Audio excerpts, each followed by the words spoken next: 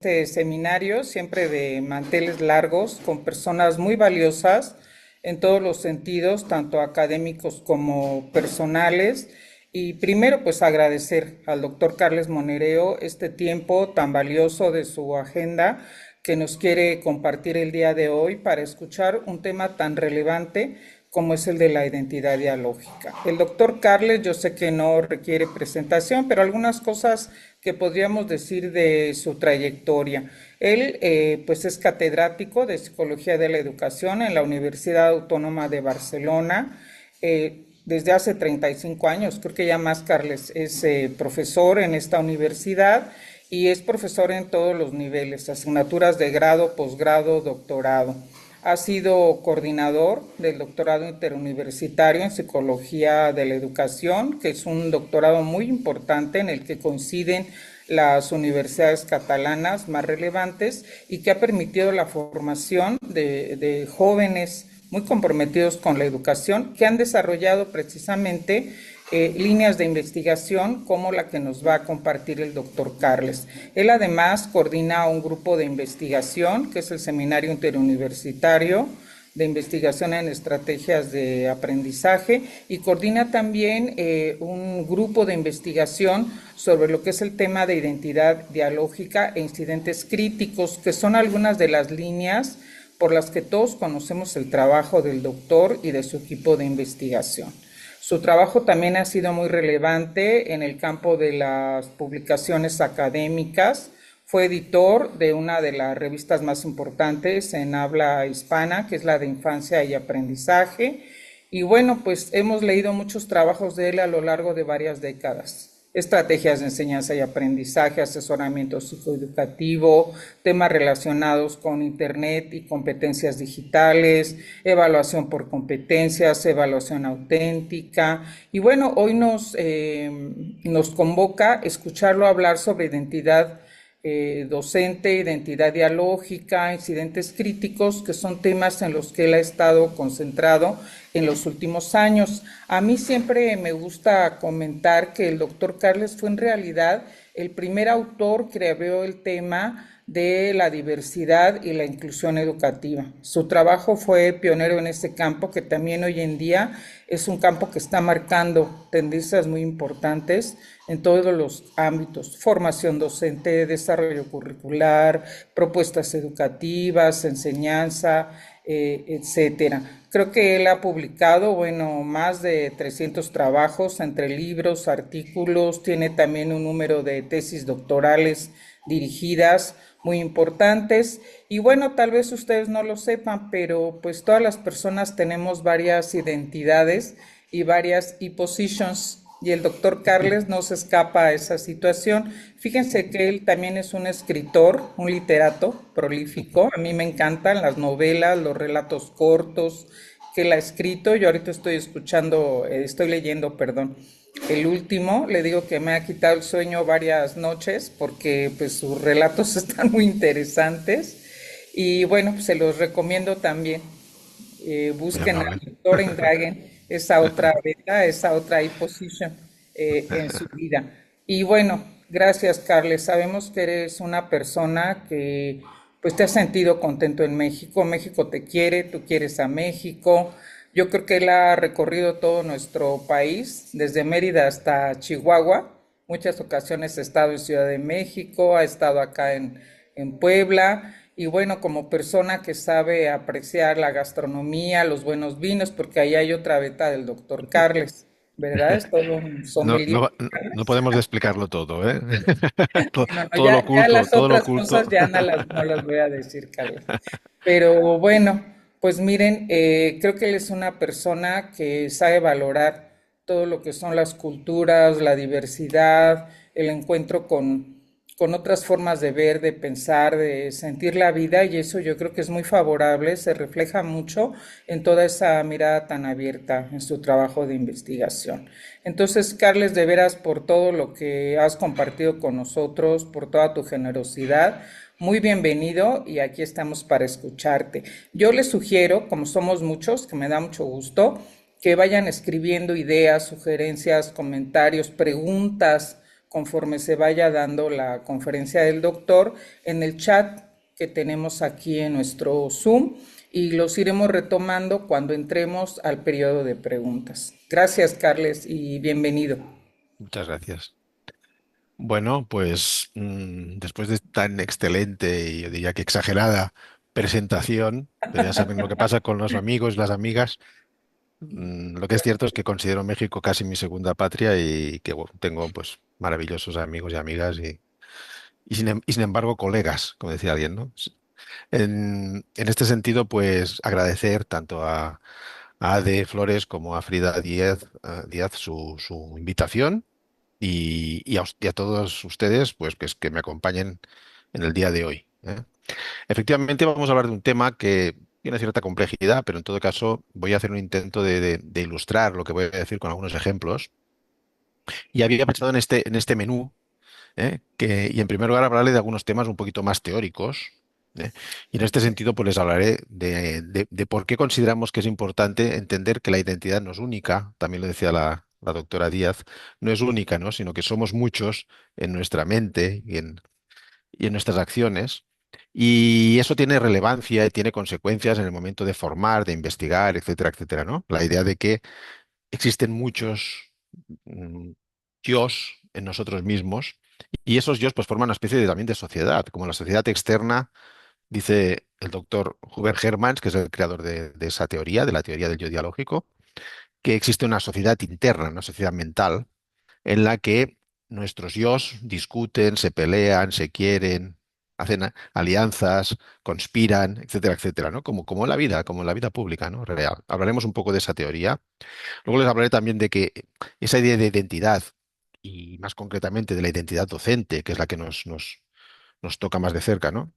Es una identidad que está compartida entre lo público y lo privado, por lo tanto es una identidad que se alimenta tanto de los diálogos públicos como de los diálogos internos y especialmente de los diálogos internos. Creo que le hemos dado muy poca importancia o sabemos poco de cuál es la influencia del autodiálogo, ¿no? De cuando hablamos con nosotras mismas, con nosotros mismos. Y yo voy a intentar subrayar ese hecho porque me parece que es muy relevante. Y luego otro aspecto que tocaré, bueno, ya lo he dicho un poco, es esa, bueno, ¿y cuántos docentes hay en nosotros mismos, no? Y por qué es importante tenerlo en cuenta, porque formar a un docente es complejo, porque en realidad hay que formar a varios docentes que hay en nosotros, no solo a uno. Y de eso hablaremos luego. El cuarto punto es importante hablando de intervención y hablando en cómo podemos cambiar, cómo podemos formar a las personas, ¿no? Hace un momento también la doctora Díaz hablaba de que los conflictos a veces pues nos hacen avanzar. A veces no, ¿verdad? A veces nos bloquean, etcétera. Pero es verdad que es a través de algunos de esos conflictos, unos conflictos de calidad. Alguna autora hablaba de que hay buenos errores, errores realmente relevantes y valiosos porque nos permiten avanzar, porque nos abren puertas a nuevas percepciones, nuevas visiones, interpretaciones de las cosas. Y también en nuestra mente tenemos conflictos, lógicamente, y esos conflictos son los que podemos aprovechar para el cambio.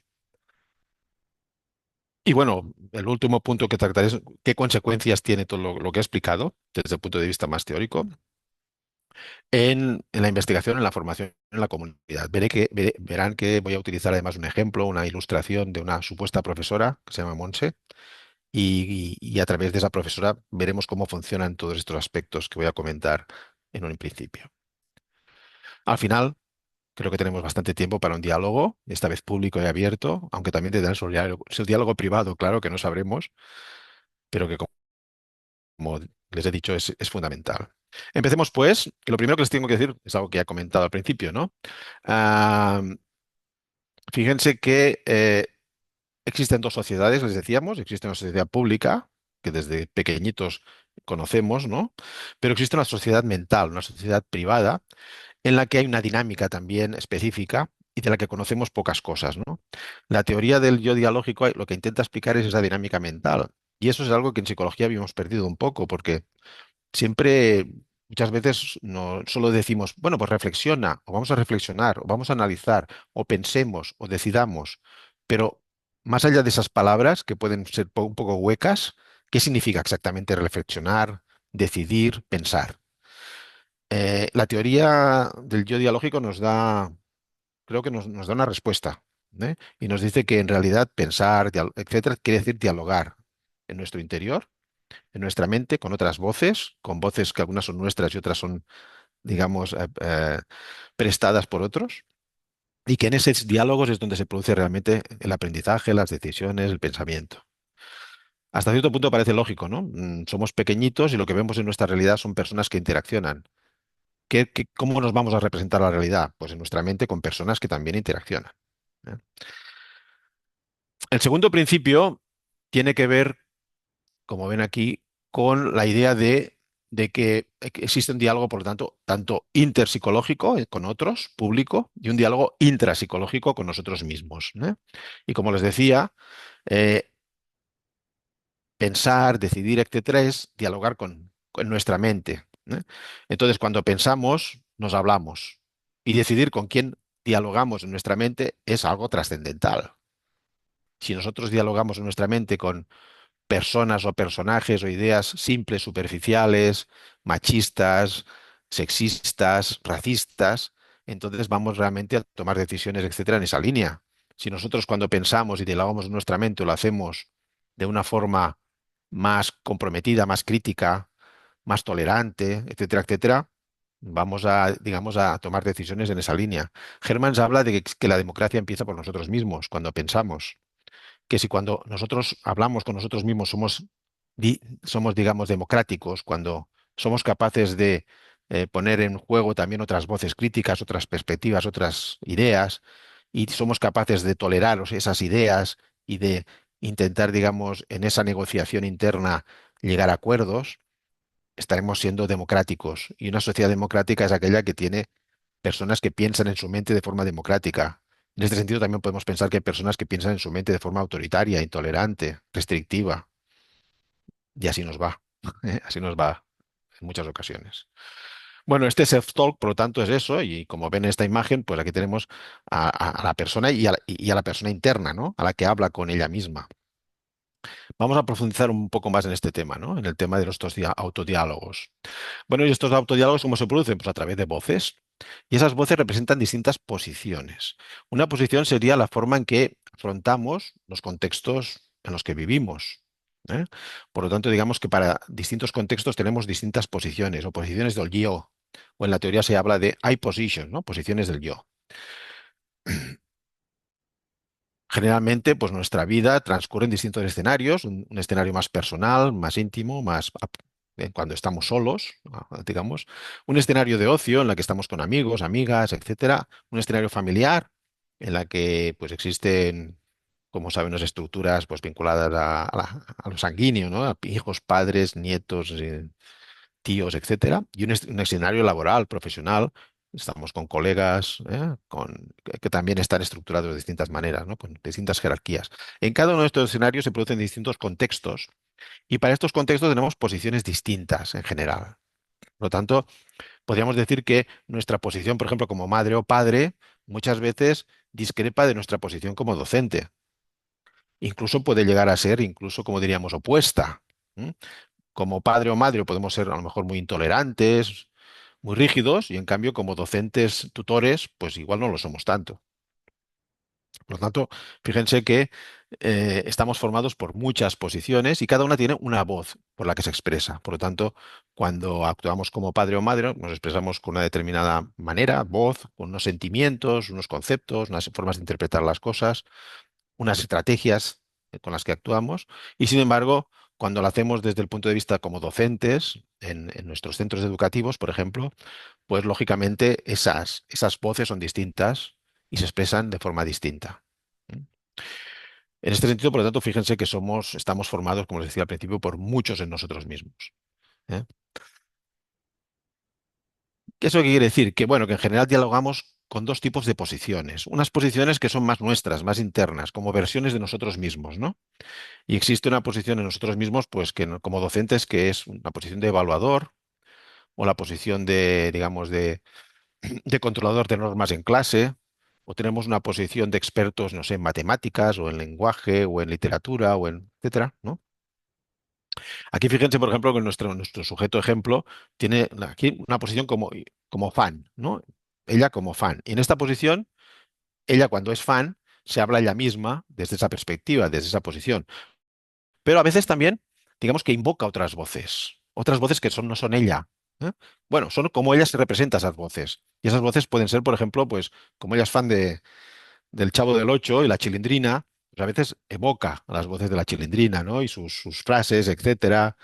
Y a veces le hace reír eso. Y recuerda que la Chilindrina, pues cuando se enfrenta a Doña Florinda, pues dice que dice, pues que le dice que es una vieja pegona y etcétera, ¿no? O tiene, o tiene también, pues, a veces la incorpora o invoca la voz de la novela Como agua para chocolate, ¿no? De Laura Esquivel.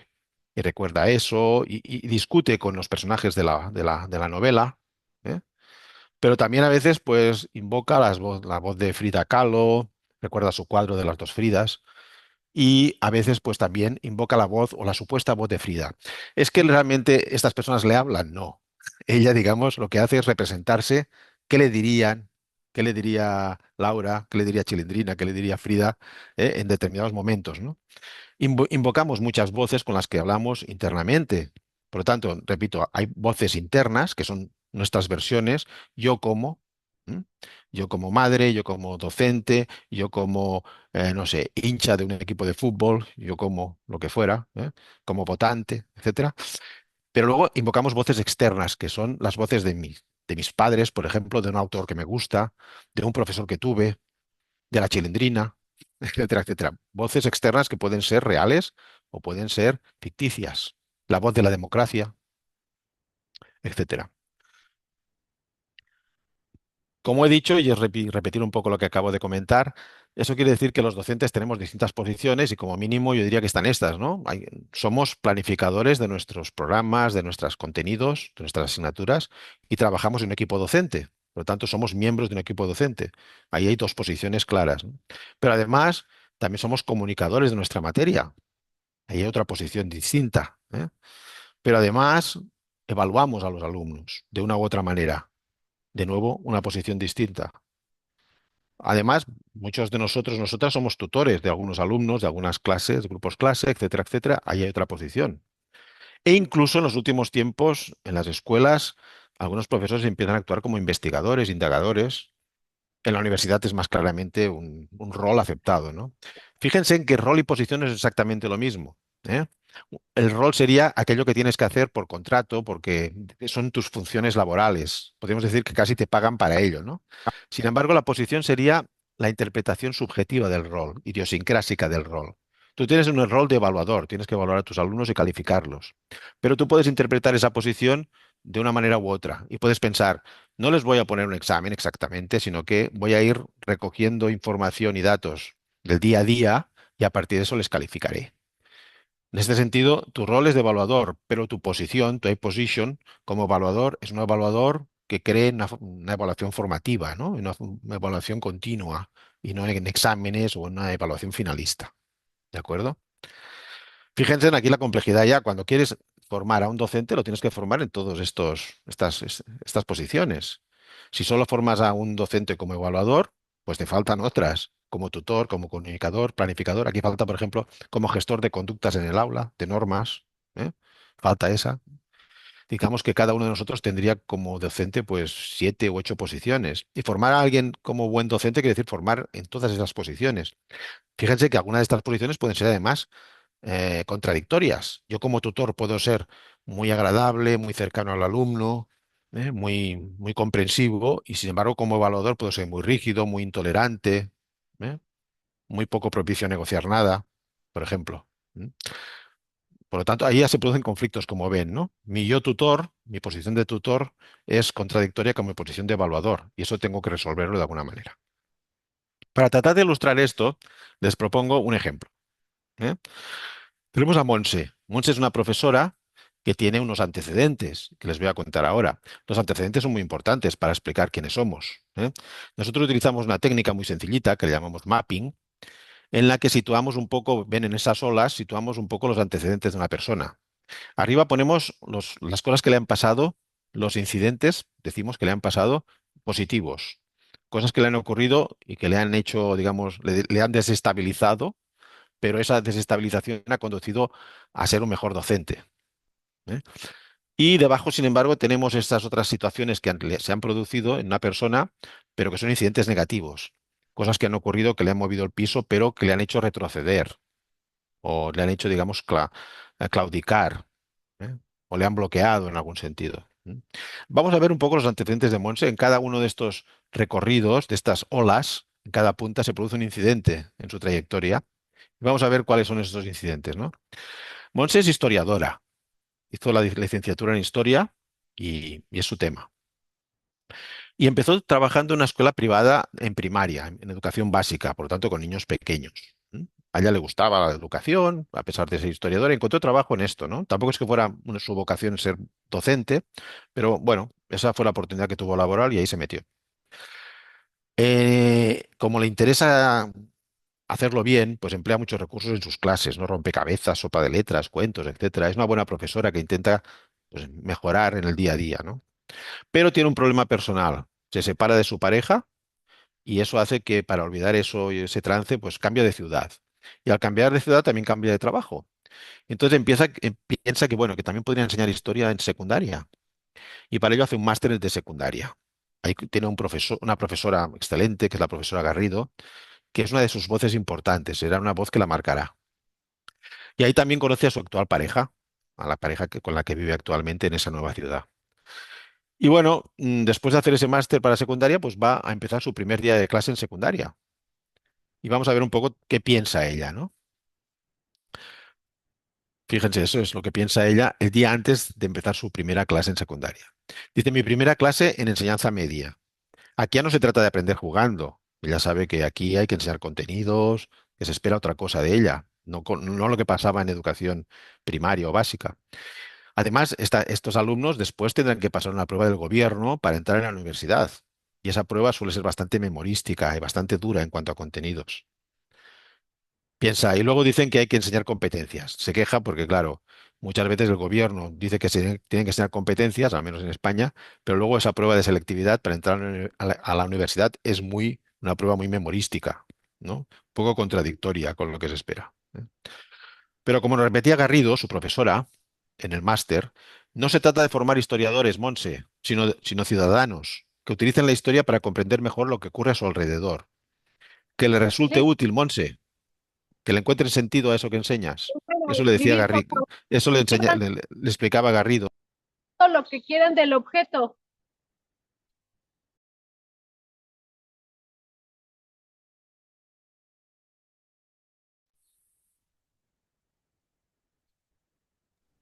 Adelante, adelante, doctor Carles. Ya silenciamos micrófonos. Creo que hay que prender el suyo porque se silenció a todos. Por favor.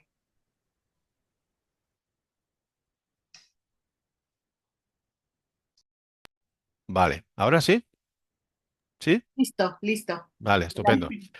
Le decía que Monse tuvo una profesora que le insistía mucho en que lo importante no era tanto enseñar historia, sino enseñar a los estudiantes de secundaria, de media, que utilizaran la historia para comprender su realidad y su mundo, ¿no? Como ven, ¿no? Monse se dice ella misma, que le resulte útil, que le encuentren sentido, ¿no? Dice Monse, se trata de eliminar esa preguntita que muchas veces se me hacen mis estudiantes. Profesora, ¿y esto de la historia para qué sirve? ¿Mm? Como ven, tiene una visión, Monse, de qué es la historia, etcétera, etcétera. Como ven en su diálogo interno, que nosotros tenemos acceso ahora, vemos lo que piensa en su mente, pues aparecen otras voces, ¿no? Aparece la voz de Garrido, que es esa profesora que le gustó tanto, y es una voz que ella invoca. Aparece la voz del gobierno y de las pruebas que hace el gobierno para entrar en la universidad. Aparece su voz como profesora de primaria, de básica, que ya no es aprender jugando. Aparece su voz de historiadora, que considera que la historia no debe ser algo a memorizar, sino algo que sea útil, que sirve a la gente para interpretar su realidad, ¿eh? Y en ese diálogo ella toma decisiones de cómo hacer sus clases. Pero vamos a ver también a dos alumnos de su clase. Ahí tenemos a José. José también vamos a explicar un poco sus antecedentes. José siempre ha ido al mismo centro educativo, que es donde Monse va a dar sus clases, la profesora. José no tiene mucho interés por las materias. La verdad es que más o menos aprueba y va probando bien porque es muy memorión y entonces lo memoriza todo así sin entender, generalmente el día antes del examen. Lo que le interesa es la computación, le interesan los ordenadores, etcétera, etcétera, y a eso le funciona. Es un fan de las series de Estados Unidos, de Netflix y todo eso, ¿eh? Y como les he dicho, pues sobre todo estudia el día antes del examen y le funciona bastante memorizando y tal, y no le preocupan pocas cosas, ¿no? Quiere estudiar computación, como les he dicho, y lo demás le interesa casi nada. Y también va a enfrentarse al primer día de clase, que vendrá esa nueva profesora, que es Monse. Antes del día de clase piensa esto. Estos son los pensamientos de José, ¿no? Dice, esta profesora, esta profesora creo que es nueva. Espero que no sea de esas que quiere que pensemos. ¿Qué hay que pensar? Si son cosas que pasaron hace siglos. ¿A quién le importa esto de la historia? Si es una cosa antigua, ¿no?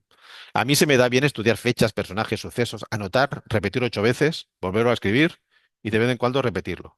El método José, dice el mismo, no falla. Igual podría ir a uno de esos concursos de la tele de memorias, ¿no? Es decir, la idea un poco de José es que no me vengan con cuentos, yo voy a ir a clase de historia, que me den apuntes, los voy a memorizar y lo que quiero es aprobar los exámenes, porque para mí lo importante es la computación y eso. Esa es un poco la perspectiva de José que estará en esa clase. Ahí tiene la perspectiva, en cambio, de Elena, que es una alumna distinta y tiene otra visión, otros antecedentes que la han construido, que han construido también su identidad de estudiante, ¿eh? Estamos hablando de la identidad docente, pero claro, los estudiantes tienen también su identidad como aprendices, como estudiantes, ¿no?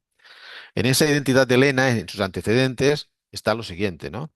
Elena vino, digamos, de otro país hace 3 años porque su padre es diplomático y cambia mucho de trabajo en distintos países, entonces eso le ha permitido pues conocer otras culturas, otras ideas, habla un par de idiomas, ¿no? Tiene un hermano mayor que es Enrique que influye mucho en ella, ¿no? Ese hermano mayor además es una persona que tiene ideas muy progresistas en política y que le influye mucho. En casa además se habla mucho de política, ¿eh? Una profesora una vez la suspendió por respondona. Elena es una de estas que a veces es un poco, digamos, difícil para los profesores porque pregunta mucho, es crítica, se queja de cosas, ¿eh? Es una buena estudiante, pero a la vez, como les digo, es una estudiante un poco, eso, pues crítica y que le gusta interaccionar en clase y preguntar y entender las cosas. Pone todo en cuestión y le encanta debatir. Y también vamos a ver su primer día de clase, ¿no? ¿Qué piensa Elena antes? Dice, el año pasado lo que más me gustó, dice Elena, fueron esas películas de romanos, en historia. Aprendí que los más civilizados ¿eh? eh, se relajan y son derrotados por los menos cultos, por los que son más fuertes pero no tan cultos, los más brutos, ¿no? Como les ocurrió a los griegos, ¿eh? Los romanos más brutos que los griegos, pues acabaron un poco o invadieron Grecia, ¿no? Enrique, su hermano, siempre dice que la historia la escriben los vencedores. Lo busqué en internet y es una frase anónima, no encontré quién era, pero encontré otra frase de un tal Galeano. Bueno, el famoso Eduardo Galeano, ¿verdad? El famoso escritor uruguayo, que decía que si la historia la escriben los que ganan, debe existir otra historia, la historia de los que pierden. Entonces, ¿cuál es la verdadera historia? Se pregunta Elena. Como ven, ella es una persona reflexiva, que le gusta entender las cosas, que le gusta ir más allá. Y va a ir también a la clase de Monse. Y ahí se encuentran todos. Se encuentran Monse, la profesora, se encuentra José, el estudiante que le interesa poco la historia, y se encuentra Elena, que le interesa la historia y que además es crítica, ¿eh? Nosotros utilizamos este sistema para visualizar un poco lo que podría ser una clase. Vamos a ver cómo transcurre esa primera clase y vamos a utilizar una especie de gráfico de la trayectoria de la clase, ¿no? Le llamamos journey plot. Journey plot sería eso, ¿no? Digamos, un conjunto de situaciones que ocurren en clase y que tienen un impacto emocional determinado. Abajo tienen el tiempo de la clase, pongamos que es una clase que dura 55 minutos, y luego el impacto emocional, que sería positivo, un poco positivo sería +1, muy positivo sería +2, y otro negativo, que sería -1, no tan negativo, y -2, muy negativo, ¿eh? Entonces vamos a ver la clase de Monse, el primer día de clase, ¿no? Monse empieza con un poquito un sentimiento algo negativo, porque piensa, ostras, son muy mayores. Claro, ella está acostumbrada a dar clases a alumnos de básica, de primaria, y se encuentra que estos de secundaria ya son adolescentes, ¿no? Y dice, buf, son muy mayores, se dice para sí mismo. Y bueno, empieza a explicar el programa de historia que va a dar en esa asignatura. Elena oye que va a dar la Revolución Francesa. Y dice, ostras, vamos a dar la Revolución Francesa ahora, qué bien. Ella pensaba que esto era un tema para más adelante, pero ve que es un tema que se va a dar y tratar. Por lo poco que sabe, lo que han hablado en clase, ese es un momento histórico muy importante para Francia y para la humanidad, ¿eh? Entonces, bueno, está contenta, ¿no? Pero José no. José empieza a temer lo peor. Dice, uy, esta profesora nos va a hacer pensar, no va a haber exámenes, vamos a ver. Entonces pregunta, ¿no? Lo que le interesa a él. Bueno, ¿y cómo será el examen? ¿Cómo nos va a evaluar, profesora? Esto es lo que le interesa a él. Y lo hace de una manera un poco bruta. Pero profesora, háblenos del examen, venga. Pues diciendo, venga, va, cuéntame lo que quiero. Ella piensa que les gustará que les diga, Monse piensa que les gustará que les diga que no habrá examen, sino que va a hacer grupos de trabajos, van a hacer un proyecto sobre historia, pero tratando de comparar algunos aspectos de la historia, por ejemplo, de la Revolución Francesa con el momento actual, y si los principios de igualdad, de fraternidad, etcétera, etcétera, del París de ese momento pueden transponerse al México de este momento, etcétera, etcétera, ¿no? Y piensa que eso les gustará que no haya examen, pero claro, a José no le gusta. José protesta. Dice, hombre, pues no va a haber exámenes, pues entonces, ¿qué haremos? Yo esto no lo veo, pero claro, él está acostumbrado a memorizar, a que se lo den hecho y a no preocuparse demasiado. Ante esto, Elena se mete con José. Pues yo lo prefiero, dice en clase. Yo prefiero que no haya examen y que trabajemos en proyectos. Me parece mucho más interesante. Pues ya ven que José y Elena empiezan ahí a estar en pugna, ¿no? Entonces Monse dice que no va a permitir esa actitud de José. Le dice que no está bien que se comporte de esa manera, que sea tan bruto. En todo caso, ella, para sus adentros, piensa que tiene un poco de razón José, porque toda la vida le han hecho hacer un tipo de exámenes memorísticos y ahora viene ella y le cambia las cosas y quizás es injusto para José, que se ha acostumbrado a un método. ¿M? Entonces tiene que ser más, digamos, tolerante y entender a José. ¿Eh? Entonces, bueno, piensa que va a ofrecer estas opciones. ¿M? Entonces les dice, bueno, pero no solo, vamos a ver, pero también se pueden hacer trabajos, no todo será proyectos. Los que quieran también pueden hacer un trabajo, incluso se puede hacer pues alguna pequeña prueba. Entonces José descansa, ¿no? Esto parece un impacto algo positivo porque dice, bueno, al menos habrá un trabajo y agradece un poco esa flexibilidad de Monse. Y nada, y finalmente pues Elena ya empieza a pensar en qué otra historia puede explicar, cómo sería esa otra historia de la Revolución Francesa, hasta qué punto en México existió una revolución parecida a la francesa, etcétera, etcétera, ¿no? Entonces, como ven, de alguna manera, eh, esa ha sido la primera clase, es una clase que les marcará a todos. ¿Eh? José piensa, bueno, sí, no es lo que yo esperaba, pero parece que la profesora es flexible. Elena ahora tiene unas grandes expectativas, que bien, voy a trabajar de una manera distinta, ¿no? A lo habitual. Y Monse más o menos ha salido a flote en esa primera experiencia. ¿Qué pasó? Ay, quería preguntar, Eduardo. Eduardo, ¿cómo Bien, trabajar? Voy a empezar a ¿cómo llevar las trabajamos, no? ¿Cómo trabajamos? tenemos esta idea de cambiar el nombre hace tiempo, no sé si ya se volvió a hablar de Sí, hay vamos a alguna tener persona se le está oyendo, por favor, si son tan pero te amables, queda bien aquí, me estás enviando, consúltale a Andrea. Sí. Y esto de la oferta académica. se les está oyendo. Sí, Silenciamos otra vez a todos, doctor Carles, y activa su micrófono. Y a todos los asistentes les pedimos encarecidamente que por favor sus micrófonos los mantengan apagados para que no tengamos que silenciar a todos, incluyendo al doctor Carles. Muy Adelante, bien, doctor de Carles. acuerdo, muchas gracias. Sí, en todo caso, pues eso, ¿no? Les estaba diciendo, bueno, ¿y cómo analizamos estas situaciones, no?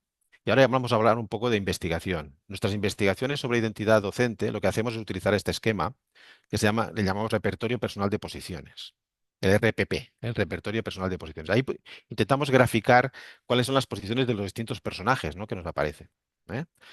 Entonces, casi les voy a poner un ejemplo más claro. Bueno, en estas posiciones utilizamos unos códigos que entiendo que en este tiempo que tenemos son imposibles de explicar, pero para que vieran ustedes el ejemplo y quizás quien quiera profundizar lo podrá hacer. Pero en todo caso, en esas dinámicas mentales entendemos que hay posiciones que ayudan a otras, que crean coaliciones, otras que son muy centrales, muy importantes porque las dominan a las demás. Hay posiciones exageradas, muy saturadas, que las llamamos sobreposiciones. Hay posiciones más metacognitivas que miran a las demás como desde un helicóptero, ¿no? Desde una distancia más elevada y miran cómo funciona todo el resto y controlan eso. Hay posiciones que promueven otras posiciones. Hay conflictos, por ejemplo, entre dos posiciones que para salvarse o para superar el conflicto crean una tercera posición. Hay posiciones que son contrarias a otras, le llamamos contraposiciones. Hay posiciones que bloquean a otras, que son antipromotoras de otras. Hay posiciones falsas, hipócritas, donde una persona hace ver que que es una cosa y es otra, le llamamos posición máscara. Como ven, hay toda una terminología y unas maneras de analizar estas situaciones compleja, pero que utilizamos en investigación. ¿Eh?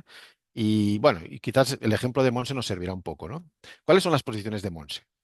De esta profesora, de esta docente. Pues fíjense, está la posición uno que es experta en historia. Está la posición 2 que es profesora de primaria, que ahora tiene que dar clases en media, en secundaria. Y esta es la posición central para nosotros de Monse. Ella quiere formar ciudadanos, no historiadores, sino ciudadanos. Ciudadanos que sepan de historia y que utilicen la historia para entender su realidad. Esa, la posición 3 es muy importante porque es una posición central que domina todo el resto. ¿Y cuáles son las posiciones externas? Estas serían las posiciones internas de Monse. Monse como historiadora, Monse como profesora de primaria o ex profesora de primaria, Monse como formadora de ciudadanos. Pero hay otras posiciones externas, ¿no? Otros en ella, que ella invoca. Está José, que es el alumno que quiere memorizar y que es de computación y tal. Está Elena, que es la alumna crítica, que le gusta debatir. Y están las pruebas del gobierno. Estas distintas posiciones externas tienen, como ven, una influencia distinta. Por ejemplo, las pruebas del gobierno están muy en línea y hacen coalición con la idea de José de memorizar. Pero en cambio, José es incompatible con Elena y por lo tanto la relación entre José y Elena es una relación de bloqueo, ¿no? De antipromoción. En cambio, Elena promueve la posición de Monse en cuanto a formadora de ciudadanos. ¿Mm? Asimismo, José tiene problemas de contradicción con esa idea de formadora de ciudadanos. José preferiría que le explicaran historia tradicionalmente, como siempre, con datos, fechas y se acabó. Bueno, aquí un poco podemos graficar esas posiciones de cada uno y cómo interactúan entre ellas. Fíjense que esto es interesante para nosotros, porque nos permite decir, bueno, y si tuviéramos que intervenir aquí, ¿sobre qué intervendríamos, ¿no? Está claro que tendríamos que intervenir, por ejemplo, sobre la relación entre José y Elena, ¿no? Y tratar de ver hasta qué punto pueden negociar una posición que ahora es conflictiva, ¿no? Son capaces de elaborar una nueva posición que no sea conflictiva, etcétera. ¿De acuerdo? Bueno, Monse sigue con sus clases, pero tiene un conflicto, tiene un incidente en sus clases. Ella está trabajando en proyectos con los alumnos y en grupos de trabajo y lo hace a partir de lo que aprendió en el máster, que es el aprendizaje cooperativo, pero no le acaba de funcionar. Empieza muy entusiasmada, ilusionada. Dice, probaré lo que aprendí en el máster, aprendizaje cooperativo, que hagan sus proyectos en grupos compensados. Compensados quiere decir que en cada grupo pone alumnos de mejor y peor rendimiento, algunos más extrovertidos e introvertidos, ni, chic- ni, eh, chicos y chicas, el género, una cosa compensada. Hace grupos que cada uno de ellos, digamos que no es mejor que el otro, sino que son equivalentes a los otros. Y además que en los grupos se distribuyan los roles, ¿no? Pues uno que haga de secretario, el otro que haga pues de portavoz, etcétera, el otro que busque información. Dice, seguro que les gusta. Ella piensa que les gustará, pero es un poquito en eso naif, es un poquito novata, porque a los alumnos esto de trabajar en grupos no les acaba de convencer, y especialmente a alumnos como José, que no le gusta trabajar en grupo porque él trabaja a su manera, memorizando, le va bien, ¿para qué va a compartir con otros? Entonces empieza a tener problemas. Dice, estas primeras semanas han sido frustrantes, no saben trabajar en grupo, vamos lentos y no parecen que estén muy motivados para hacerlo. Y entonces tiene un incidente real, ¿no? Es decir, un momento que le sorprende, que la deja un poco desconcertada, en la que una alumna, que es la delegada de curso, les dice, profesora, de este modo avanzamos muy poco en la materia. Encima, solo trabajan algunos y el resto o no saben o no quieren trabajar, hacer nada. Por lo tanto, en el grupo solo trabajan algunos, los otros digamos, se apoyan en esos y no hacen nada, ¿no? Y eso se lo dice la delegada de la clase, que los alumnos se han puesto de acuerdo para decírselo. Esto la deja muy desestabilizada a Monse, ¿no? Y entonces no sabe qué hacer. Solo se le ocurre decir, bueno, pensaré en lo que me habéis dicho y el próximo día os respondo. Y ahí se abre un capítulo en el que Monse va a tener que tomar decisiones sobre qué hace a partir de ahora. Y ahí de nuevo aparecen distintas voces. La voz de la directora, de Nuria. Nuria es la directora, lo que no quiere es problemas, ¿eh? A ella tampoco le importa mucho la metodología, pero le dice, bueno, he tenido algunas quejas de alumnos y padres y de algún compañero tuyo. Dicen que en tus clases hay mucho ruido, porque haces grupos, desordenas las mesas, que hay alumnos que enseñan a otros, que algunos no trabajan y tienen la misma nota que los otros, que no sigues el currículum oficial. ya sabes que aquí dejamos hacer, pero siempre y cuando no haya conflictos. Por favor, arréglalo, le dice a Nuria. Claro, Nuria ahora tiene una presión entre los alumnos y la directora que dice que lo arregle, no sabe qué hacer. Entonces, lo primero, bueno, habla con su pareja. Recuerden que su pareja, Víctor, hizo el máster con ella. ¿Eh? Entonces le dice a su pareja, a Víctor, parece que todos prefieren los métodos tradicionales. ¿Sabes qué? Voy a dejar esto de la cooperación, y vamos a sacar el libro de texto y se acabó la innovación. Se quiere rendir, ¿no? Porque dice, bueno, tengo todo en contra, voy a ir a lo tradicional, voy a dar apuntes en clase, que memoricen y se acabó. Pero Víctor le anima, le dice, a ver, no lo estás haciendo, no, lo estás haciendo bien, le dice. En el máster nos enseñaron que la cooperación era un método probado por la investigación, pero debes darte tiempo, ¿no? Debes darte tiempo y buscar aliados. Es decir, primero no lo hagas sola, busca aliados, otras personas que te puedan ayudar, otros profesores que estén en esa línea. Y luego date tiempo porque acabas de empezar, pero quizás hay cosas que no has tenido en cuenta. Que no, que es verdad, no las ha tenido en cuenta. No ha tenido en cuenta quién ponía más o menos con quién, no ha tenido en cuenta qué quiere decir eso de que ellos escojan sus roles, los alumnos no saben qué roles escoger porque nunca han trabajado así. No ha tenido en cuenta si los alumnos saben cooperar o no. Quizás antes hay que enseñarles un poco a cooperar. No ha tenido en cuenta que no les ha explicado por qué es importante trabajar cooperativamente, por qué es importante trabajar en equipo. No les ha dicho que cuando salgan a trabajar en cualquier trabajo en estos momentos, en la vida real, la gente trabaja en equipo. Y todo eso le ha faltado a ella, ¿no? Es novata. ¿Eh? Si vemos un poco qué podemos hacer ante eso, pues bueno, lo que tendríamos que es que analizar qué ocurre entre las personales, entre los principales actores del problema, ¿no? ¿Cómo interpreta cada uno de ellos el problema? ¿Cómo interpretamos el problema, los alumnos y Nuria? ¿Cómo se siente cada uno en esta situación? ¿Qué han decidido hacer ante esta situación? ¿Qué estrategias, no, han decidido hacer? ¿Eh? Y finalmente, esto nos permitiría decidir sobre qué podemos intervenir y cómo podemos intervenir. Nosotros tenemos una pauta de intervención, que le llamamos pauta de análisis de los incidentes críticos, le llamamos PANIC, el PANIC, que sería la pauta de análisis de incidentes críticos. Como ven, es una palabra que utilizamos, un acróstico que utilizamos, y que nos permite un poco eso, ¿no? Nos permite primero analizar cómo interpreta cada actor la situación, cómo se sienten y qué hace cada actor frente a la situación. Y a partir de esa información previa, tomamos decisiones e intervenimos. Vamos a ver un poco rápidamente cómo es eso en este caso, ¿no? ¿Qué piensa Monse? Monse piensa que puede introducir un sistema cooperativo sin unas condiciones previas. Además, cree que trabajar en grupo gustará a todo el alumnado y no es verdad. O sea, le faltan unas condiciones previas para que eso sea así, ¿no?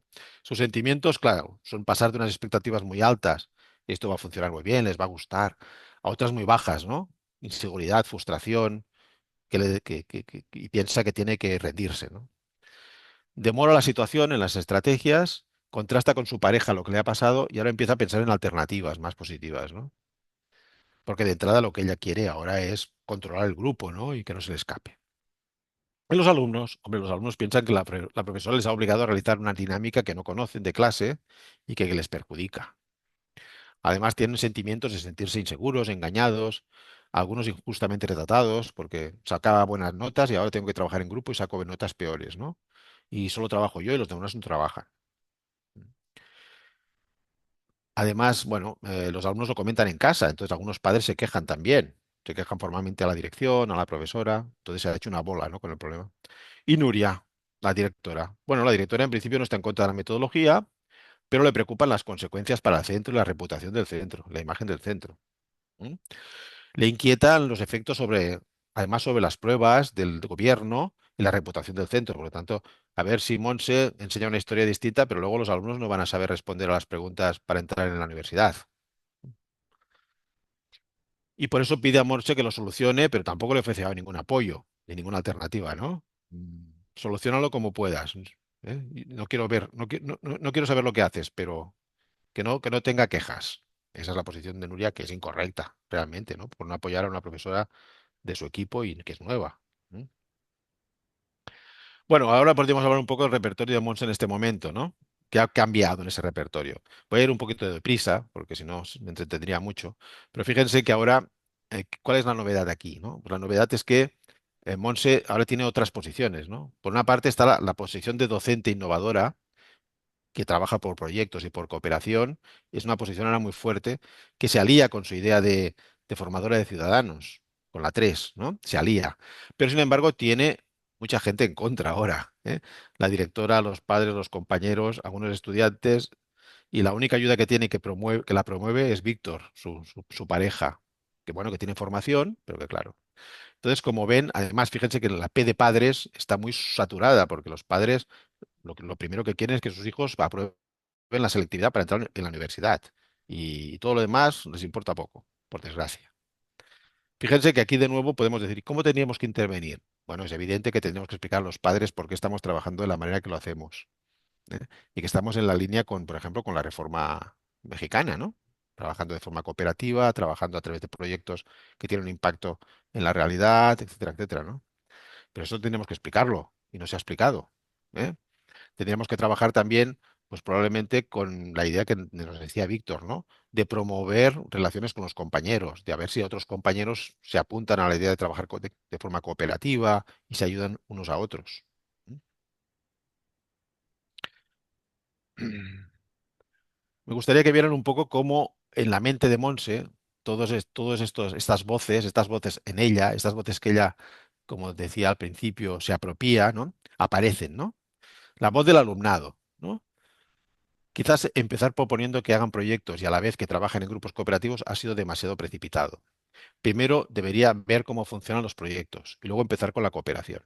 Aquí Monse está tomando ya decisiones y aquí está argumentando, está utilizando, digamos, un diálogo argumentativo. Piensa que quizás se ha precipitado, que eran muchas cosas a la vez y que lo que tendría que hacer un poco es explicarlo mejor y empezar con una cosa y luego con otra, de una forma más pausada. No sé qué ha pasado ahora. Vamos a ver qué ha pasado. A ver. No sé qué ha pasado ahora. ¿No ¿Ha salió de habido la algún presentación? Sí, pero no sé por qué. A ver, dejo de compartir y vuelvo a compartir, Sí, ¿vale? por favor, porque la presentación se veía bien, pero De Sí, pronto hasta se aquí. salió. Ajá. Está sí, aquí, a ver. ajá. Aquí, ¿estamos bien? ¿Sí? ¿Lo veis? Sí, ya se Vale, está bien. bueno, disculpas. Ya. Eh, entonces, además, bueno, además Ya. está la voz de Víctor, de su compañero y del máster, ¿no? Que hizo. Y ella piensa, además, después de los comentarios de Víctor, de su pareja, revisé mis apuntes del máster y debería haber garantizado algunos requisitos. Por ejemplo, explicarles el sentido e interés de la cooperación en grupos, comprobar si tienen habilidades necesarias y promoverlas, proponer que distribuyan las tareas y roles y que elaboren una normativa interna en el grupo, negociar el modo en que se valora el proceso. Aquí está utilizando todo un diálogo negociador, de negociación entre las distintas voces que tienen en su mente, como ven, ¿eh? Luego aparece la voz del director, de la directora, ¿no? De la directora de Nuria y también de su compañero, ¿no? Y ahí utiliza un diálogo más persuasivo para ella misma. Dice, debería también buscar aliados, tanto entre los alumnos como entre los compañeros, los padres y la dirección. Para ello tendría que presentarles experiencias e investigaciones publicadas que aporten evidencia de que trabajar en esa línea, trabajar en cooperación es bueno y tiene buenos resultados, pues mejora sus competencias como ciudadanos y no disminuye sus conocimientos históricos. Por lo tanto, piensa que tiene que tener un diálogo persuasivo con los padres y con las personas que no entienden lo que está haciendo. Y luego tiene un último momento que tiene que ver con la comunidad y el gobierno, ¿no? Por otra parte, he de preparar a los alumnos para las pruebas del gobierno, me guste o no. El último mes revisaremos algunas pruebas anteriores y repasaremos los principales hitos históricos que pueden entrar. Ello no significa que no debamos presionar para que se cambien este tipo de pruebas y hacerlas realmente competenciales, como se plantea en el currículum oficial. Ahí hay un diálogo impositivo que hay que decir, bueno, esas pruebas las tienen que hacer los alumnos sí o sí. Y aunque a mí no me gusten esas pruebas porque son memorísticas, les tengo que formar para que las aprueben. Lo que voy a hacer es que en el último momento de la asignatura revisaremos algunas pruebas y tal, y bueno, y verán un poco qué tipo de respuestas se piden, cosa que no es muy difícil de hacer. Por lo tanto, apuesta por, bueno, voy a seguir con mi metodología innovadora, pero también voy a garantizar que mis alumnos tengan los conceptos históricos básicos para superar las pruebas. Como ven, ha habido todo un diálogo interno en la mente de Monse que le ha permitido tomar decisiones gracias a distintas formas de diálogo entre sus voces, en su mente. Aquí ha cambiado, pues, Monse. Ha cambiado sus posiciones internas y sus relaciones, ¿eh? Ahora, bueno, no lo voy a explicar todo porque ven que es complejo. Yo les dejaré este PowerPoint para que se lo miren ustedes con tranquilidad. En todo caso, fíjense que hay una docente innovadora negociadora ahora entre esas posiciones. Hay una posición de preparadora de las pruebas oficiales. Hay una posición de reivindicativa frente al gobierno. Esas pruebas deberían cambiar porque son contradictorias con lo que dice la nueva ley educativa, ¿no? Son contradictorias. Se está pidiendo que se trabaje por competencias y luego las pruebas de selectividad a la universidad son memorísticas, ¿eh? Y bueno, como ven, ahí se produce una dinámica entre estas distintas posiciones compleja. De nuevo, ¿dónde tendríamos que intervenir con esta profesora? Bueno, tendríamos que ayudarla en el sentido de, por ejemplo, de eso, ¿no? De que explique mejor a los padres, a sus compañeros, esa idea de que se puede innovar y a la vez preparar para las pruebas oficiales. Además, puede trabajar en el sentido de que realmente el Estado, el gobierno, cambie esas pruebas oficiales porque son contradictorias con lo que dice la ley, ¿eh? Etcétera, etcétera, ¿eh? Podríamos ver cómo intervenimos pensando en esas relaciones y en cambiar esas relaciones que se producen en su interior. Bueno, entonces, ¿qué consecuencias tiene, por lo tanto, la teoría que acabamos de explicar, tanto a nivel, digamos, de la investigación como a nivel de la formación? Para la investigación creo que la teoría es interesante porque, como ven, explica cómo funciona la mente o trata de hacer una explicación más clara de cómo funciona nuestra mente. Es interesante para los que os interesa el tema de la inteligencia artificial generativa ver que también la inteligencia generativa funciona a menudo como diálogos, ¿no? Diálogos que tenemos con la máquina, pero la máquina además opta por posiciones distintas. A veces la máquina se comporta como un amigo, o se comporta como un experto, o se comporta como alguien que nos critica. Y podemos jugar con eso, ¿eh? Con la inteligencia artificial, con el chat GPT, por ejemplo, a que tenga distintas posiciones el chat, ¿no? Y a discutir con el chat. Eso es muy interesante a nivel educativo, ¿eh? Pero además refuerza este modelo, ¿no? La idea de que tenemos distintas posiciones con las que hablamos y a partir de esas discusiones tomamos decisiones. Hemos visto también que para la investigación la teoría nos aporta pues, distintos elementos de registro y de análisis, ¿no? Pues el repertorio de posiciones, aquello del mapping que hemos visto antes, el plot, el Array plot, ¿eh? Para ver los itinerarios de una clase. Todos esos son elementos, instrumentos para la investigación interesantes, ¿no? Luego está la formación. En la formación vamos a ver qué nos aporta un poco, ¿eh? Yo diría que nos aporta sobre todo dos temas importantes, ¿no? Por una parte, que hay que potenciar determinadas posiciones, las posiciones más metacognitivas, ¿eh? Las posiciones que reflexionan sobre el resto de posiciones, y que hay que trabajar en posiciones que promuevan otras, ¿eh? Introducir en el alumno voces y posiciones que promuevan otras posiciones. Que también es muy importante dominar distintos tipos de diálogos. Por lo tanto, hemos de enseñar a los estudiantes a dialogar también consigo mismos de forma argumentativa, a veces persuasiva, a veces negociadora. ¿M? Y que es importante los incidentes que se producen, los incidentes críticos que te ponen en crisis a veces y que te permiten avanzar si los analizas, bien analizados. Algunos ejemplos de eso, ¿no? En cuanto a la investigación, bueno, pues ya hemos visto eso, ¿no? Desde tres tipos de investigaciones, ¿no? Desde la descriptiva, que se trata un poco de describir lo que está pasando. ¿Cómo se ha construido la identidad de una persona? La identidad actual de alguien. Bueno, pues el mapping y una entrevista sobre el mapping nos puede ayudar en la investigación. La interpretativa. ¿Cómo es la dinámica mental entre las high positions? Bueno, pues el repertorio de posiciones que hemos explicado nos puede ayudar. Y desde el punto de vista de la intervención. ¿Dónde podemos intervenir? ¿Dónde podemos intervenir para producir cambios en la identidad?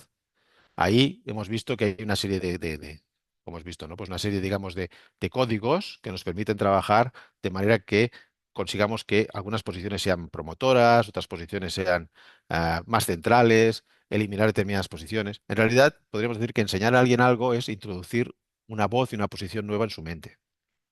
¿Mm? Finalmente, la finalidad de la educación es introducir nuevas voces y posiciones en la mente de los alumnos para que dialoguen con ellas, con esas nuevas voces. Esta es nuestra meta. Bueno, aquí tenemos distintas maneras de trabajar, como hemos visto, pues eso, de promover algunas posiciones, tratar de establecer coaliciones entre posiciones, etcétera, etcétera, ¿no? Evitar posiciones muy, muy exageradas, muy saturadas. Hay alumnos, hay personas, hay profesores que toda su posición prácticamente se reduce a los alumnos, no sé, son enemigos a los que hay que soportar, ¿no? Por ejemplo, ¿eh? Entonces, bueno, habría que trabajar para cambiar esas posiciones que sean monolíticas, ¿no? algunas ideas, ¿no? Para trabajar con los alumnos. Como les he dicho, una cosa muy importante es que los alumnos aprendan a dialogar de formas distintas, tanto públicamente como en sus mentes, privadamente. ¿Cuáles serían esas formas de negociar o estos tipos de diálogos, ¿no? Por ejemplo, bueno, el diálogo impositivo a veces es necesario, ¿no? Que ese es un diálogo que supone que existe una norma, que existe un acuerdo, que existe una ley que debe cumplirse. Entonces puedes decir, bueno, hay una normativa que te obliga a, o existen unas pruebas del gobierno que hay que hacerlas. O hay un reglamento del centro que dice que, claro, en este caso hay que cambiar las reglas, las normas, las pruebas, pero que en todo caso el diálogo impositivo es el que dice, bueno, esto hay que hacerlo sí o sí, porque está pactado. Luego hay diálogos persuasivos, ¿no? Que quiere decir que cambiamos el punto de vista del otro, pero a través un poco de lo afectivo, ¿no? De lo emocional. ¿M? Estas pueden ser un poco a veces negativas, ¿no? Porque tú puedes decirle a alguien, si me aprecias, harás esto, si me quieres, harás esto, si me respetas, pueden ser chantajistas, ¿no? Pero a veces también puede ser positiva, en el sentido de decir, bueno, a mí esta experiencia ya me pasó, o me pasó algo parecido a lo que te está pasando, y yo hice eso. Por lo tanto, serían diálogos en donde lo emocional y en donde lo empático juega un papel muy importante. Luego están diálogos argumentativos, que son más lógicos y que tratan de establecer, digamos, tesis fundamentadas, ¿no? Hay una estadística que dice, hay una investigación que dice, un gran premio Nobel, una gran premio Nobel dijo esto. ¿No? Por lo tanto, se trata de tomar, digamos, datos supuestamente objetivos, etcétera, que apoyen tus decisiones. Luego está el negociador. Este es muy importante, ¿no? El diálogo negociador es el que intenta que el otro gane y tú también ganes, ¿no? Que intente eso del win-win. ¿Eh? Por ejemplo, pues eso, ¿no? Intentar al máximo decir, bueno, ¿cuáles son tus líneas rojas? ¿Qué no piensas hacer bajo ningún concepto? Pues esto y esto. Pues yo, para mí, mis líneas rojas son estas. ¿Cómo podemos llegar a un entente, a un compromiso? Ni tú ni yo, venga. ¿No? Sería un poco esa negociación, ¿no? Ese es una forma de diálogo fundamental en nuestro mundo, en la que difícilmente todo el mundo está de acuerdo en algo y es necesario llegar a acuerdos, ¿no? Y finalmente estarían el diálogo más generativo, más abierto, más, más tipo brainstorming, ¿no? Donde se trata un poco de explorar. Entonces, ¿cuál pensáis que debería ser el primer paso? ¿Qué creéis que podríamos hacer respecto a eso? ¿De qué manera podríamos actuar? ¿Por qué creéis eso? Preguntas abiertas que generen ideas a partir de las cuales trabajar. Yo creo que sería muy importante que los estudiantes, nuestros estudiantes, fueran capaces de, tanto en lo público como en lo privado, dominar estos tipos de diálogos. Decía al principio, hay personas que en su mente sus diálogos no son democráticos, son autoritarios. Entonces, claro, son personas que tienden al autoritarismo. Si queremos conseguir ciudadanos y ciudadanas más justas, digamos, que propicien un mundo mejor, más sostenible, más democrático, ¿eh? Más equitativo, pues deberemos promover mentes en nuestros alumnos más equitativas, más justas, más dialogantes. Y saber cuándo y por qué utilizar un tipo de diálogo u otro es importante, es muy importante, tanto en nuestro trabajo como docentes como para los alumnos en sus futuros trabajos como docentes o profesionales. Los incidentes críticos, les decía antes que son muy importantes para trabajar estos aspectos y nosotros tenemos ya una experiencia en cómo trabajar con estos incidentes, en situaciones emocionalmente impactantes, importantes, que se pueden producir en el aula o en otros sitios y cómo trabajarlas. En general, distinguimos estos incidentes de menor a mayor intensidad. Entonces podemos decir que hay incidentes que los alumnos ven como ajenos y por lo tanto tienen menos intensidad de impacto porque bueno, son cosas que nunca les pasarán o que ven un caso que le pasó a alguien, pero que no lo viven como propio, ¿no? Claro, los incidentes más interesantes son aquellos que o les ha pasado a ellos, o han visto que les ha pasado a alguien muy próximo, o les preocupa porque les puede pasar en un futuro relativamente reciente. ¿M? Entonces, aquí, como ven, hay distintas modalidades. Los más potentes serían los incidentes que han vivido y que los revives a través de una dramatización, por ejemplo. Vamos a revivir y teatralizar lo que pasó y las personas actúan como actuaron y luego se analiza conjuntamente. También los incidentes dramatizados, que serían, no nos ha pasado a nosotros, pero lo hemos visto. Por ejemplo, yo utilizo mucho esto con mis estudiantes futuros maestros y maestras en prácticas. Cuando regresan de las prácticas, les pido que me expliquen cosas que han vivido, que les han pasado o les han pasado a sus tutores y las dramatizamos. Entonces, cada uno toma el rol de un personaje, ¿eh? De lo que pasó, y reproducimos en clase esa situación teatralizada. Y entre todos lo analizamos con esa pauta que les he dicho antes, la pauta PANIC, ¿eh? Analizamos lo que pasó, qué hicieron cada uno, cómo ocurrió y sobre todo, si volviera a pasar, qué podríamos hacer, cómo podríamos actuar, de qué manera podríamos intervenir. ¿Mm? Los incidentes inducidos, claro, son incidentes que tienen problemas, un poco problemas éticos, porque son incidentes en las que el alumno le pasa una cosa directamente en clase, por ejemplo, pero es un montaje, es algo que hemos preparado nosotros, pero el alumno piensa que es cierto. Por lo tanto, ahí jugamos un poco con que el alumno se cree que eso que está pasando es verdad y sin embargo es algo que nosotros hemos montado, ¿eh? Para producir unos sentimientos, para producir unas conductas, ¿no? Entonces, no sé, esto va desde un alumno en clase le has preparado para que se levante y proteste por algo, porque has quedado con ese alumno que lo haría, y a partir de esa protesta, pues montas una dinámica, ¿no? Entonces hay alumnos que están de acuerdo con ese alumno que ha protestado y otros que están de acuerdo con el profesor y se produce un debate, ¿no? O un alumno que supuestamente llega a casa, pues llega a clase, pues no sé, bebido o bajo los efectos de las drogas y el profesor pues se enfada o le contesta. Entonces ver cómo los alumnos actúan ante eso, etcétera, ¿no? Se pueden producir muchos incidentes de distinto calado, pero hay que ir muy en cuidado porque tiene problemas deontológicos y éticos, ¿no? Por lo tanto, y eso se puede utilizar con alumnos mayores y en las que existe ya un cierto acuerdo respecto a que pueden pasar cosas en clase. Luego explicar muy bien por qué se hizo eso y explicar muy bien que fue un montaje para que ellos se sintieran de determinada manera y trabajar algo de una forma más profunda. Bueno, hay que controlar eso. Pero bueno, tenemos toda esa variedad de posibilidades, como ven.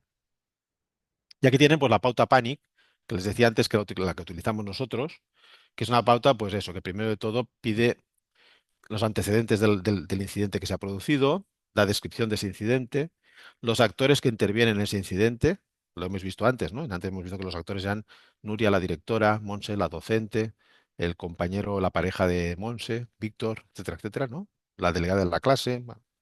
Y de cada uno de esos actores, pues, cómo interpreta la situación, cómo se siente ante esa situación, qué ha hecho para afrontar esa situación. Y luego una parte ya de intervención y seguimiento. Visto cómo se ha producido eso, cuáles son los antecedentes, etcétera, determinar para cada actor cómo voy a intervenir. Eso sería un poco la propuesta. Luego les voy a dar algunas referencias bibliográficas por si quieren profundizar en esto. ¿Mm? Y bueno, ya para ir acabando, decirles que hemos elaborado una serie de productos, de materiales que pueden estar muy en la línea de lo que ustedes llaman de la retribución social, ¿no? La idea de devolver a la sociedad pues cosas que la sociedad nos ha permitido o nos ha ayudado, ¿no? Lo que sería también lo que se llama a veces pues aprendizaje-servicio, ¿no? Es decir, realizar productos, realizar materiales que también ayuden a la comunidad y a la sociedad en algún sentido. Yo soy muy partidario de eso, en el sentido de que creo que es importante que mis estudiantes, en este caso en la universidad, lo que hagan sea útil y no sea papel mojado que luego voy a destruir o trabajos que voy a destruir. Lo que intento que sean materiales que luego sean utilizables por otros docentes o por la comunidad o por la sociedad. Y aquí les presento un par de materiales de esto, ¿no? Uno es CriticEdu, que es una web que es abierta, es pública, donde ustedes pueden encontrar distintos incidentes críticos en todos los niveles educativos, ¿eh? Desde infantil hasta la universidad y sobre distintos temas. Por ejemplo, aquí ven algunos que es en secundaria y son incidentes que les pasan entre alumnos y profesores, ¿eh? Pero también tienen ustedes incidentes entre alumnos, con los padres, con la dirección, con los asesores, etcétera. Esto lo encontrarán en esta dirección. Luego ustedes lo revisan tranquilamente. Y yo sé que muchas universidades utilizan este material para trabajar con sus estudiantes, con sus futuros maestros y maestras, por ejemplo, en magisterio. ¿Mm? Aquí ven, por ejemplo, pues estos vídeos son de corta duración. No sé, por ejemplo, ¿no? Hay un alumno que está en clase y no atiende al profesor porque está todo el rato con el celular. Falta de atención por el uso del celular en clase. Esta es una situación evidente. Entonces, hay un vídeo donde se ve la situación y luego, como ven aquí, hay un panic. Esta tecla que está verde, hay un panic en la que analiza esa situación y dice cómo se podría actuar ante eso. Estos vídeos los hacen mis estudiantes de universidad. Es decir, que su trabajo de curso y con lo que yo les califico son con estos vídeos que ellos hacen. Y luego yo escojo los mejores vídeos y los pongo en la web. Y creo que eso es una práctica, pues esto, retributiva para la sociedad, ¿eh? Porque con este material que es público, muchas personas pueden trabajar. También tenemos un Facebook, además, en la que tenemos un Facebook que le llamamos, como ven, Critic Face, sería esta la dirección, en la que mis estudiantes colgamos uno de estos vídeos, el que nos parece más interesante, y entonces la comunidad puede opinar sobre ese vídeo. Entonces tenemos una comunidad relativamente amplia, de unas 2.000 personas o así, donde hay docentes en ejercicio, directores, asesores, etcétera, y ellos opinan también sobre ese incidente. Ponemos el incidente y ellos opinan sobre ese incidente. ¿Ven? Por ejemplo, aquí hay un incidente. Este incidente es entre una asesora y unos profesores, donde la asesora les pide a los profesores que hagan una serie de cosas, les trae un material para que lo hagan y los profesores dicen que eso no lo pueden hacer. Entonces ahí se produce un conflicto. Entonces esto lo colgamos en Facebook y ya les digo, la comunidad pues, opina, dice esto nos pasó y hicimos esto, o en este caso yo haría esto. Y mis estudiantes lo que hacen también es aportar investigaciones, aportar, digamos, conocimiento algo más científico, más contrastado frente a lo que dice la comunidad. También pueden ustedes visitar ese Facebook, que también es público. Ahora no es tan activo porque es tan activo cuando yo doy clases, que es en el primer semestre del curso. Ahora no hay clases, pero en todo caso pueden ver los vídeos que hemos subido y lo que hemos subido y cómo la comunidad ha respondido a eso. Y el último ejemplo digamos, de devolución a la sociedad sería este material. Hemos hecho un proyecto que se llama Bully Cero, que es un proyecto que lo que hace es formar a los profesores y profesoras para afrontar problemas de bullying en la escuela. Y tiene la gracia de que es un simulador, es decir, es un material digital en el que cuando entras te encuentras también situaciones en vídeo que son incidentes de bullying.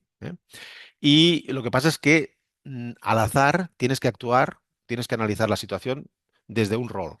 Por lo tanto, entra un profesor, ve una situación en la que se produce un incidente entre padres, por ejemplo, un profesor, un tutor y un alumno, etcétera, etcétera, pero a ellos a lo mejor les toca que tienen que hacerlo desde la perspectiva del agresor, o de la perspectiva de la víctima, o de la perspectiva del tutor. Entonces, el que se está formando, el que visita esta web, lo que hace, digamos, es ponerse en la piel de algunos de los personajes que actúan en esa situación, en ese incidente, y analizar el incidente desde la perspectiva de ese personaje. La idea es un poco que crear empatía, ¿no? Trabajar dos cosas, estrategias de intervención de la situación, pero también empatía respecto a los distintos personajes que pueden actuar en una situación de bullying, de acoso escolar, ¿vale? Este sí que no es un material público, sí que pueden ir a ver una demo, una demostración de cómo funciona, pero no es un material público, es un material que digamos, que está comercializado. Y se llama así, ¿no? Bully Cero, como ven. Y bueno, ya para ir terminando, les dejo también algunas publicaciones. Estas tienen que ver más con la teoría que les he explicado. La que me parece quizás más interesante, además es gratuita y de acceso libre, es un artículo que escribimos con el doctor Hermans, que es un poco el estado del arte del tema de la teoría dialógica y la educación. Lo pueden encontrar en la revista, esta que en español se llama Infancia y Aprendizaje, pero que también es una revista que publica en inglés y en español. Todos los artículos están en inglés y en español. Y concretamente ese artículo nuestro, de Hermans y Monereo, pues es de acceso libre, es de acceso gratuito y lo pueden leer. Es bastante actual, del 2023, como ven.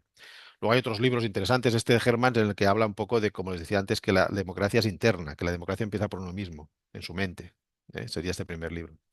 Y aquí hay un libro que hicimos sobre identidad de muchos profesionales, entonces la identidad de los directivos, de los asesores, la identidad del profesor de educación especial, la identidad del profesor de tecnología. Entonces hablamos un poco de distintas identidades desde la perspectiva de la teoría. Y libros más prácticos son estos. ¿Mm? Este se llama Docentes en Tránsito, es un libro que parte de situaciones de la vida escolar y de casos, y hace un análisis de esos casos a través de esa pauta que les he explicado, la PANIC. Entonces hay distintos casos y cada uno pues se analiza a partir de la pauta que les he dicho. Se llama Docentes en Tránsito. Este es un libro más de universidad, de cómo utilizar el tema de los incidentes en la universidad. Y este es un último artículo que publicamos en la Revista Internacional de Educación Emocional y Bienestar, que es una revista que publica una universidad mexicana, la Ibero, una universidad iberoamericana, en que escribió un artículo que habla de eso, ¿no? De aprender de las crisis, ¿no? Y cómo estos incidentes pueden educar también emocionalmente. Vale, que lo pueden revisar, sí. Y yo creo que me he pasado un poco ya del tiempo y les agradezco su paciencia y su atención. Muchas gracias por atenderme y estoy a disposición de las preguntas o comentarios que me quieran hacer. Y disculpas por pasarme un poquito del tiempo. Gracias.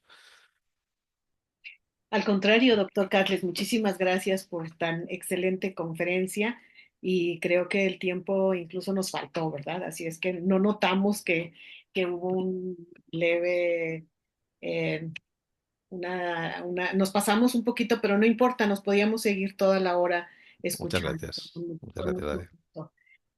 Pues muchas gracias, insisto. Yo también tengo algunas preguntas, pero voy a retomar las de los profesores, los Ujú. investigadores que están en la conferencia. En principio, pues felicitarte. Muchas felicitaciones aquí y también en YouTube, donde lo estamos transmitiendo por tan excelente Amables. conferencia. Bueno, hay algunas preguntas que empezaron a escribir desde el inicio y que creo que se fueron contestando.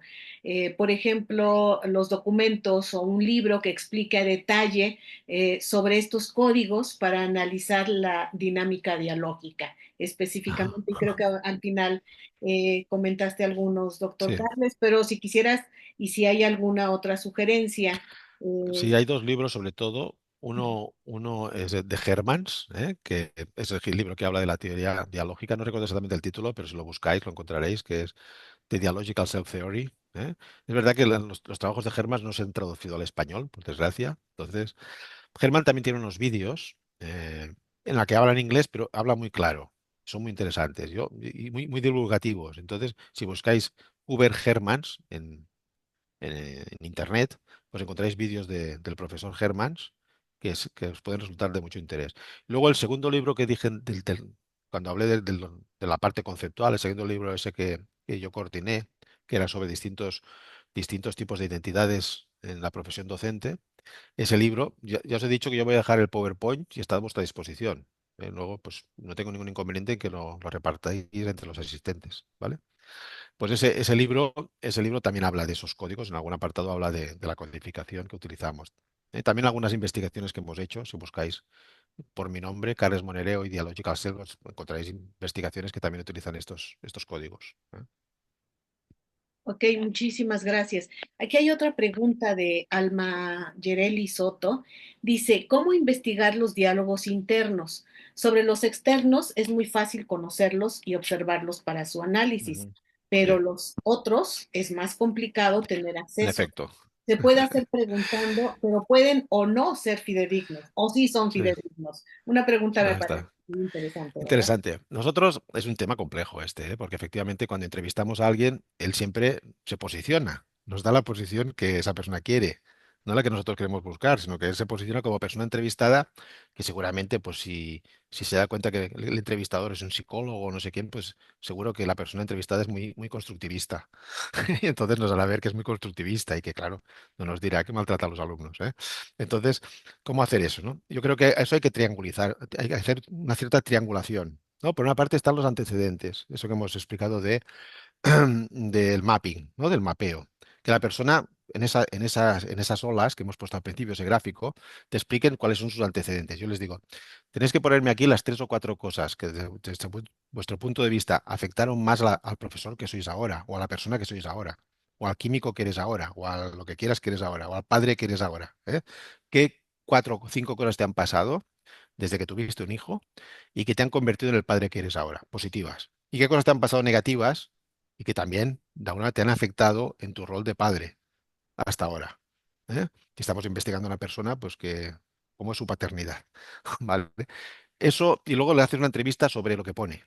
Pone ahí sus incidentes, pues recuerda mucho a mi padre que me pegaba mucho, yo no quería ser nunca como él, yo no quiero maltratar a mis hijos, pero quizás soy muy permisivo, y quizás me paso de la raya y sobreprotejo a mis hijos demasiado, porque esa figura de mi padre, pues no quiero ni verla en pintura, en mí, por ejemplo. Entonces, claro, a través de lo que ponga en ese mapping, tú puedes hacer una entrevista y ahí aparecen aspectos más indirectamente de la persona. ¿Mm? Luego también vídeos, ¿no? Utilizar vídeos como eso, un vídeo donde hay una incidencia y tal y preguntarle a la persona, ¿qué te parece lo que ha hecho esta persona para responder a esta situación? ¿Harías lo mismo? ¿Por qué sí? ¿Por qué no? ¿Qué cosas otras podrías hacer? ¿Qué no harías nunca? Es decir, siempre buscar formas indirectas, de que la persona nos explique. Por ejemplo, ideal, una cosa que me gusta mucho a mí es decirle a un profesor o a una profesora, yo hablo mucho de docentes, ¿eh? Podríamos coger otras profesiones, pero docentes, ¿no? Le digo a una profesora o a un profesor, mira, me gustaría que grabaras unas cuantas clases tuyas, por ejemplo, 5 clases tuyas sobre este tema que estás trabajando, las grabaras, me dijeras de esas clases tomar una parte de esa clase, de alguna clase en la que digas, este soy el profesor que siempre debería ser, que te gustes mucho, una parte de una clase que te gustes mucho, y tomar otra que digas, nunca deberías tener esta profesora, una que te disguste mucho, que creas que lo hiciste fatal. Toma dos episodios, ¿no? Uno bueno, en la que es la profesora que te gustaría ser siempre, y uno malo. Entonces toma los episodios, me los pone a mí, delante de mí, y me los explica. Mira, aquí me gustó mucho porque hago esto, hago lo otro, los alumnos atienden, no sé qué. Entonces yo le hago preguntas. Y luego otro. En cambio, este episodio es horrible porque no entienden nada. Yo estoy nerviosa. No soy capaz de conectar con ellos, no sé qué. Y yo hago preguntas. Esta es otra forma indirecta de sacar cuestiones relativas a sus posiciones docentes, como evaluadora, como no sé qué. Otra sería tomar sus exámenes, ¿no? Sus pruebas de evaluación y explicarle, oye, ¿por qué hacer estas pruebas? ¿Qué hay detrás de esas pruebas? ¿Qué piensas? ¿Por qué crees que eso realmente evalúa a tus alumnos? ¿Podría hacer otras mejores o no? ¿Por qué no las haces? ¿Vale? Tanto, recoger información de distintos lugares, a ser posible indirectas, ¿eh? Por tanto, no me serviría decirle, oye, ¿tú cómo eres como docente? O al menos no me se lo podría decir de entrada, pero tendría que contrastarlo con otros datos.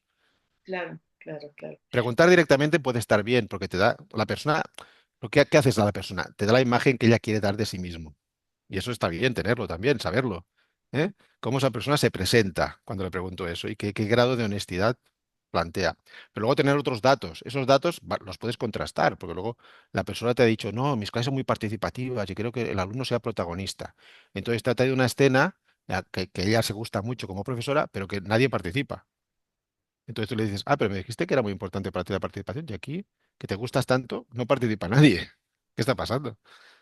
Por tanto, puedes contrastar los datos. Esta yo creo que es la manera de investigar. Claro, fíjate que a mí se me ocurre, y bueno, el asunto de las narrativas pedagógicas, que Ujú. justamente en el grupo de investigación que coordina la Sí, doctora Martina, exacto.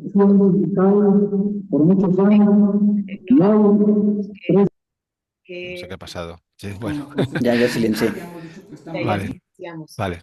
Sí. Que estas experiencias y estas estrategias pedagógicas y de investigación están atravesadas precisamente por el diálogo, Ujú, claro, claro, promueven esta reflexión que nos lleva a otro tema que nos llevaría a otra conferencia, ¿verdad? claro. Como la reflexión de la práctica docente, me imagino y lo asocio mucho a cómo hacer conscientes esos diálogos internos, cómo hacerlos más objetivos, ¿verdad? Me Sí, parece una estrategia. Y sí. además, que insisto, nos llevan a un tema sobre los niveles de reflexividad, que también son importantes para poder establecer Mm. este diálogo interno, ¿verdad? Bueno, se me Hay, ocurre. hay un autor que es muy interesante que se llama Abelin, con B baja, Abelin. Y este Ajá. autor además propone cómo analizar las narrativas desde la perspectiva de Dialogical Self. ¿Me has Mm, podido oír? Que está Tere Galicia, que está interviniendo todo el rato. Ya, ya silenciamos a todos, Carles. Otra vez se enciende tu. Vale, Ya. vale, ya estoy. No, estaba diciendo eso, ¿no? Que en las narrativas hay una autora que se llama Abelin, Mm, que es muy interesante porque lo que hace es analizar las narrativas y los textos narrativos, pero de la perspectiva de la dialéctica ser. Entonces dice, ¿quién está hablando? ¿No? La pregunta que se hace siempre es, ¿quién está hablando? ¿Desde qué posición está hablando la persona que narra? Lo está haciendo claro, como, o sea, como padre, como indígena, como, no sé, como profesora, como matemática. Entonces, ver un poco desde qué posición y luego qué voces invoca. Es lo que hacía también con la protagonista, con la personaje, te decía, aquí está invocando la voz de la directora y aquí está invocando la voz de. Entonces, ver un poco, por una parte, cuáles son las high positions, o sea, yo como tal, y otra, ver las otros en mí, cómo invoca otras voces, que a veces son de textos, que a veces son de leyes, que a veces son de otras personas, y entonces hacer ese análisis viendo un poco cómo en ese texto se posiciona la persona y aquello que invoca. O sea que se podría hacer ese tipo de análisis perfectamente, sí. claro, claro. Muy bien, muy bien. Hay otra pregunta de Susana González.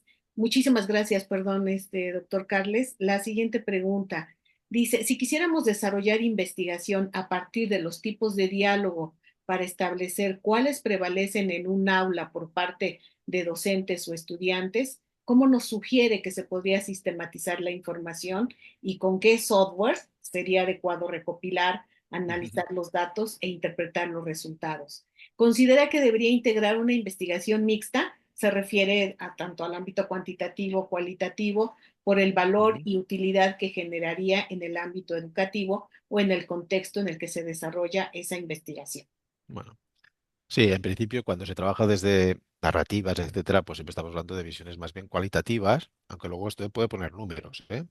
Hay un poco de trampa con esto de lo cuantitativo y lo cualitativo, ¿eh? Cuantitativo en realidad en sentido estricto es cuántas veces yo parpadeo. Esto es cuantitativo, ¿eh? 12 veces. Pero cuando tomas categorías cualitativas y las haces en porcentajes, esto no es exactamente cuantitativo, ¿eh? Pero se podría hacer. Tú podrías decir, en esta clase el 80% de la clase es un tipo de diálogo argumentativo y el tipo de intervenciones son del tipo argumentativo tal. Entonces puedes poner números, ¿no? Tanto por ciento, no sé qué, puedes hacer medianas, puedes hacer, ¿me explico? O sea que sí, que en realidad se podría hacer algo que le llamamos mixto, pero es de cualitativo que lo estamos traduciendo a números, pero no es exactamente cuantitativo extremo. O sea que sería, para mí sería, bueno, se podría decir que es mixto. Entonces, ¿cómo hacerlo? Bueno, pues es una buena propuesta, una investigación interesante. Pues usted tendría que tomar a profesores, por ejemplo, distintos, que tengan distintos modelos, que ellos mismos se consideren o constructivistas, o más directivos, o expertos, o lo que fuere. Tomar cuatro posiciones que tengan, que se autodefinan con posiciones distintas, ¿no? Y digan, yo tengo una posición muy de experto en matemáticas, ¿no? Y el otro diga, yo tengo una posición de que las matemáticas deben ayudar a la ciudadanía. Yo tengo una posición de resolución de problemas. Yo tengo una posición de aprendizaje-servicio. Entonces, coger a esos cuatro o cinco profesores de matemáticas que tienen posiciones distintas, grabar sus clases, ¿no? Unas cuantas clases, y entonces analizar qué tipo de diálogos se establecen ahí o también en grupos, en dinámicas de grupos, etcétera, etcétera, y ver si las personas que utilizan más determinados tipos de diálogos son personas, no sé, porque tienen un mejor rendimiento o que saben resolver un tipo de problemas mejor, ¿no? Etcétera. Tanto se podría, sí, sí, es un estudio muy interesante, ¿no? A realizar. Claro, todo eso implica o grabarlo, recogerlo en algún tipo de diario, o hacer que la gente lo explique escribiéndolo en algún tipo de diario, o hacer un journey plot, como lo que he explicado yo antes, en la que un observador, ya sea porque está en clase, ya sea porque graba las sesiones en vídeo, luego las analiza, ve en qué momento se producen determinados conflictos y cómo se resuelven, a través de qué tipo de diálogos se resuelven. Otra cosa sería cómo esos diálogos afectan al diálogo interno. Ahora estamos hablando de diálogo público, pero el diálogo interno podríamos ver hasta qué punto hay una correlación entre las personas que externamente tienen un diálogo más democrático, por ejemplo, y cuando les planteamos determinadas situaciones y les preguntamos, ¿qué piensas sobre esto? ¿Qué estás pensando? Explícame exactamente lo que estás pensando y tal. Pues bueno, pues podríamos ver hasta qué punto su pensamiento también es democrático o no, ¿eh? Por ejemplo. Cosas como la inteligencia artificial nos pueden ayudar en algún caso en el sentido de que la inteligencia artificial va aprendiendo nosotros y se va haciendo una composición de cómo somos, no sé, pues eso, como docentes, o como padres, o como madres, lo que sea, y cuando le presentamos un problema, ver qué dice la inteligencia que haríamos y ver hasta qué punto lo haríamos así o no, por ejemplo. ¿Eh? Entonces, bueno, pueden haber distintas formas de aproximarse al tema, pero el tema es interesante, el tema que proponía. ¿No? Para mí lo importante sería formar, en todo caso, no tanto de la investigación como de la formación, formar a los estudiantes para que dominen los distintos tipos de diálogos y sobre todo que sepan cuándo y por qué utilizo un diálogo u otro, según mis metas. Si yo lo que quiero es llegar a una negociación con un estudiante, yo soy docente, quiero llegar a negociar con un estudiante que no le interesa para nada lo que estamos haciendo en clase, pues lo primero que tendré que hacer es un diálogo, digamos, de negociación en la que diga, a ver, tú hasta dónde estás dispuesto a poner de tu parte en esta clase y decirle, esto es muy mínimo. No te voy a exigir esto, de acuerdo, pero esto es mi mínimo, tienes que darme algo más. Y entonces negociar y a partir de esa negociación establecer una trayectoria para ese estudiante y personalizar, ¿no? Con un doctor Cole que habla mucho de personalizar, ¿no? Pues personalizar el aprendizaje de estos estudiantes, es decir, vamos a ver, ¿cuáles son tus líneas rojas? ¿Qué no piensas hacer? ¿Te gusta mucho el fútbol? Vale, pues vas a hacerte entrenador de los niños pequeños de fútbol y vas a tener menos clases de esto, pero a cambio tienes que hacer un trabajo sobre esto y leerte esto y hacer esto. Claro, Negociar. la negociación, claro, muchas gracias. Eh, bueno, tengo otra pregunta y le cedo la palabra a la doctora Frida. Hay una pregunta que hacen, ¿cómo se podría generar la identidad educativa en un contexto trilingüe? Ujú. Bueno, no, ¿cómo se podría? En realidad, el tema de los lenguajes es muy interesante porque cuando uno domina otro idioma, podemos decir claramente que ha adoptado otra posición. ¿Eh? Digamos, la mejor manera de ver si alguien es realmente bilingüe es si tiene una posición. Yo, por ejemplo, tengo una posición claramente catalana y una posición claramente española. Y hablo perfectamente los dos idiomas y no me cuesta nada traducirlo de uno al otro. Por lo tanto, he elaborado una posición. Sería interesante analizar si en mi posición catalana tengo sentimientos o acciones y tal distintas que en mi posición española. Eso sería interesante, ¿no? Entonces, hablando de lo trilingüe, pues igual. Entonces, claro, ¿qué quiere decir? Pues quiere decir que tú vas a adoptar una posición para cada uno de esos idiomas y eso incluye pues la historia de ese idioma, incluye las formas, no sé, sabéis que hay idiomas en los que hay palabras que no son traducibles a otros idiomas. Y Ujú. entonces, por lo tanto, eso genera también un tipo de posiciones, ¿eh? Claramente, ¿no? Claramente, ahí lo ideal sería que el alumno salga con tres posiciones distintas, ¿no? Que cada una implica un idioma distinto y que sea capaz de dialogar entre ellas. O sea, que sí, qué quiere decir trabajar ahí? Pues quiere decir eso, conformar distintas posiciones digamos, idiomáticas, no solo idiomáticas, porque digo, y los idiomas tienen historia, tienen toda una parte social, ¿no? Tienen unas expresiones, etcétera, etcétera, ¿no? Hay idiomas mayoritarios, minoritarios. Entonces, en realidades como México, donde hay muchas personas que hablan distintos idiomas, pues seguro que han tenido, a veces por obligación, adoptar una posición lingüística dominante, ¿no? Pero eso no tendría que significar que tienen que abandonar su lengua indígena, su lengua original, ¿no? Su idioma original, ¿no? Sino que pueden y deben tener una posición. Es muy interesante el estudio de eso, ¿no? De que esa persona cuando adopta la posición de su lengua nativa, si realmente tiene una posición distinta en cuanto a sus concepciones, sus valores. Está estudiado bastante eso. La respuesta es que sí, que la tiene.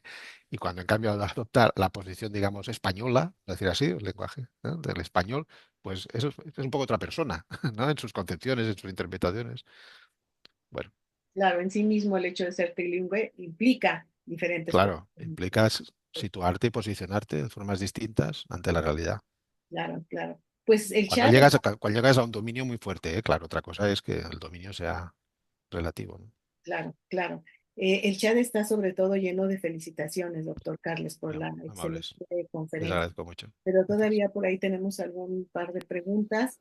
Y para esto, doctora Frida, si quieres, además nosotras tendríamos Gracias. otras preguntas, ¿verdad? Sí, claro.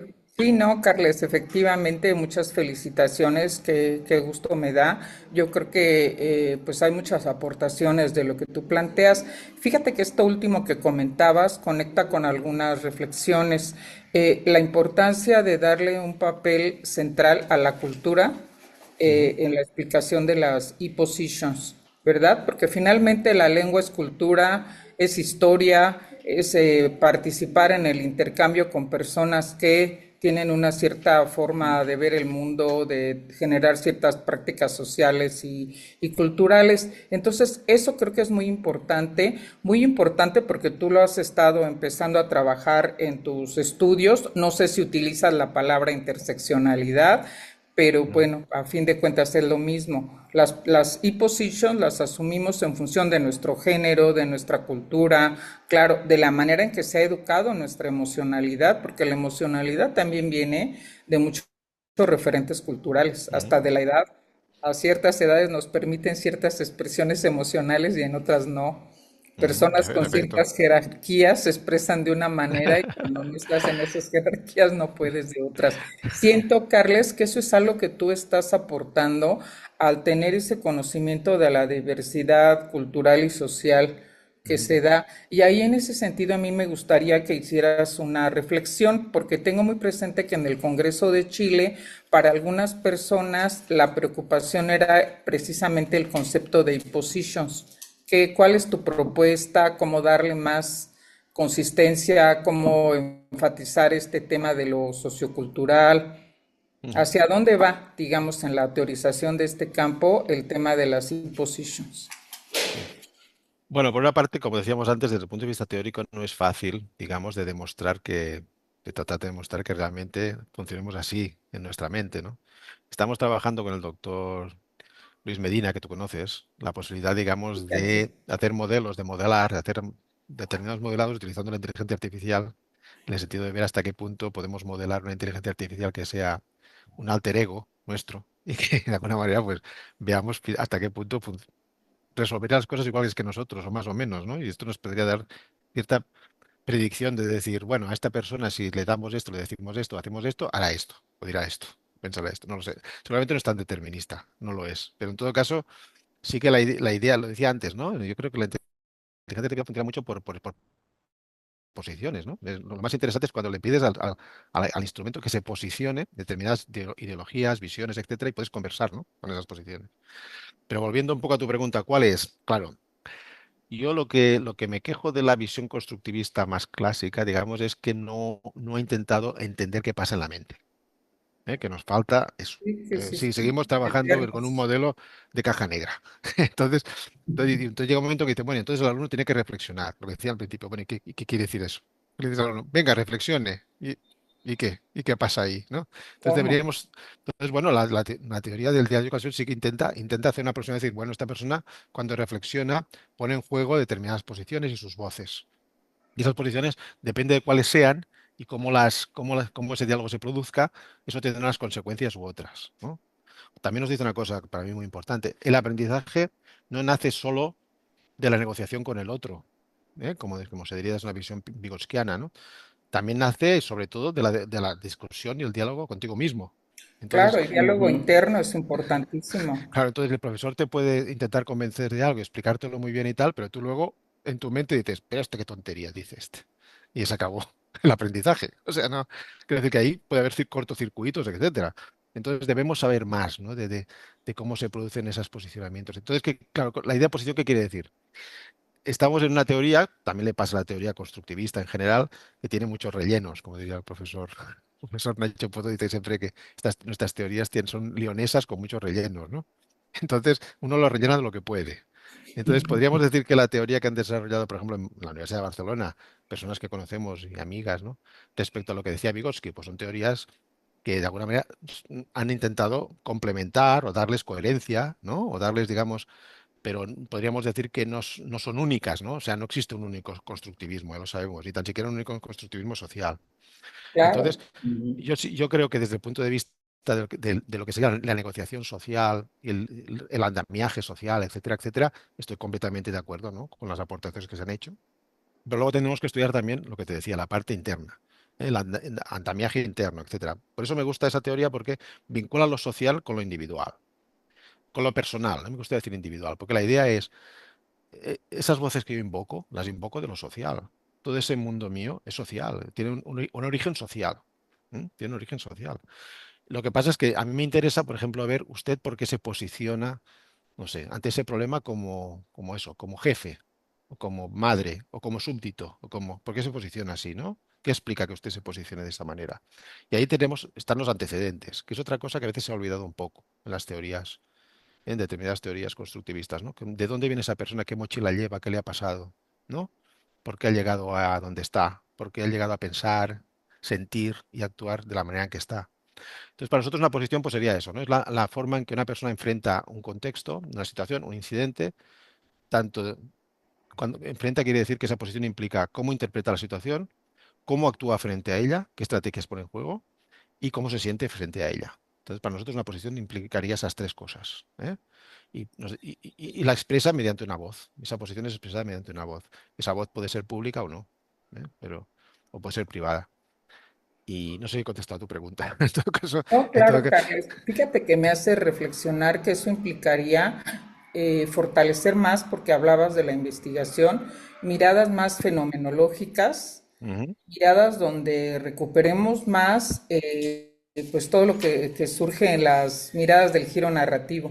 Desde la narrativa de la persona, cómo nos vamos a meter a encontrar esos tres aspectos que estás Pero mencionando, confrontando, Carlos. Y antes, no sé ya si ahí me estaban. suenas muy posmoderno, Carlos. A ver, coméntanos. Puede ser, puede ser. En todo caso, no sé no sé si has podido estar cuando he contestado a esa persona que me decía lo de qué métodos, ¿no? Qué métodos utilizar, aparte de preguntar directamente a una persona, ¿tú cómo eres como profesor? ¿Qué otros métodos, no? Entonces, claro, hay que triangular, es decir, hay que tomar muchas situaciones prácticas. Para mí las prácticas son fundamentales, ¿no? Ver esa situación cómo actúa en la práctica, grabarlo en vídeo y luego ponerle en conflicto sobre lo que dijo que era. ¿Eh? Se lo decía, no sé si estabas cuando dije eso, ¿no? Le ponía el ejemplo de decir, ese profesor te dice que como profesor es muy participativo en clase y le da protagonismo a los alumnos, y luego cuando escoge una imagen que le gusta a él como profesor o profesora, o tú grabas, le dices que no participa nadie. Entonces, y que te lo explique, Claro. ¿no? Entonces, formas indirectas, ¿no? Por ejemplo, lo del mapping, ¿no? Que te explique por qué esos hitos son importantes en su vida, ¿no? O un vídeo donde hay un incidente y que te interpretes eso y qué haría en su caso. Es decir, formas indirectas, no solo directas, indirectas, que contrasten un poco lo que el individuo sugiere, ¿no? También preguntar a los colegas, creo que también a veces es importante, a los colegas y a los alumnos, ¿no? Es decir, contrastar y eso, triangular distintas informaciones que nos den una perspectiva más clara, más global de esa persona, ¿no? Cómo se En la teoría del yo dialógico hay un apartado interesante, es que algunas veces las personas tienen shadow positions. O sea, posiciones, Germán dice que son posiciones, vendrían a ser posiciones que tienen en inconsciente. O sea, que el sujeto no sabe que actúa así y en Claro, cambio desde fuera tú ves que actúa así. ¿Eh? Entonces le pones en contradicción. Habla de dos posiciones divertidas, ¿no? Que serían las mask positions, posiciones máscara, en que la persona actúa hipócritamente, pero lo sabe. Y la otra sería esta sí, shadow position, que serían posiciones en las que el sujeto no es muy consciente de que... Entonces, en esa claro. triangulación le puedes decir, es que eres muy agresivo cuando hablas, eres muy asertivo, eres muy agresivo y no te das cuenta. Fíjate que yo veo que son retos grandes para la investigación, por eso te digo que ya te siento muy posmoderno, porque precisamente volvemos a lo mismo, no pensar ni en procesos universalistas, ni en procesos tersos, ni en tipos ideales, ni en sobregeneralizaciones, porque además las personas en nuestro devenir, tú lo has escrito mucho, nuestra identidad es muy dinámica, pues vamos a caer en contradicciones, vamos a entrar en conflictos, no siempre vamos a asumir una posición o una perspectiva, a veces de manera situacional vamos a cambiarlo. Entonces, sí implica otras formas de acercarnos en sí mismo a esta investigación y cómo encontrar ese punto de equilibrio, Carles. A mí eso siempre me ha preocupado, mira qué bueno que lo dices, ya creo que no soy la única que se angustia por eso.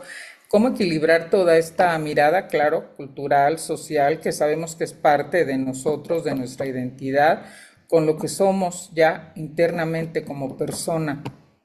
Ese ir y venir entre estos dos aspectos, y creo que aquí está interesante esta idea de la C position, ¿verdad? Mi yo persona, mi yo social, mi yo cambiante, mi Sí, yo dinámico.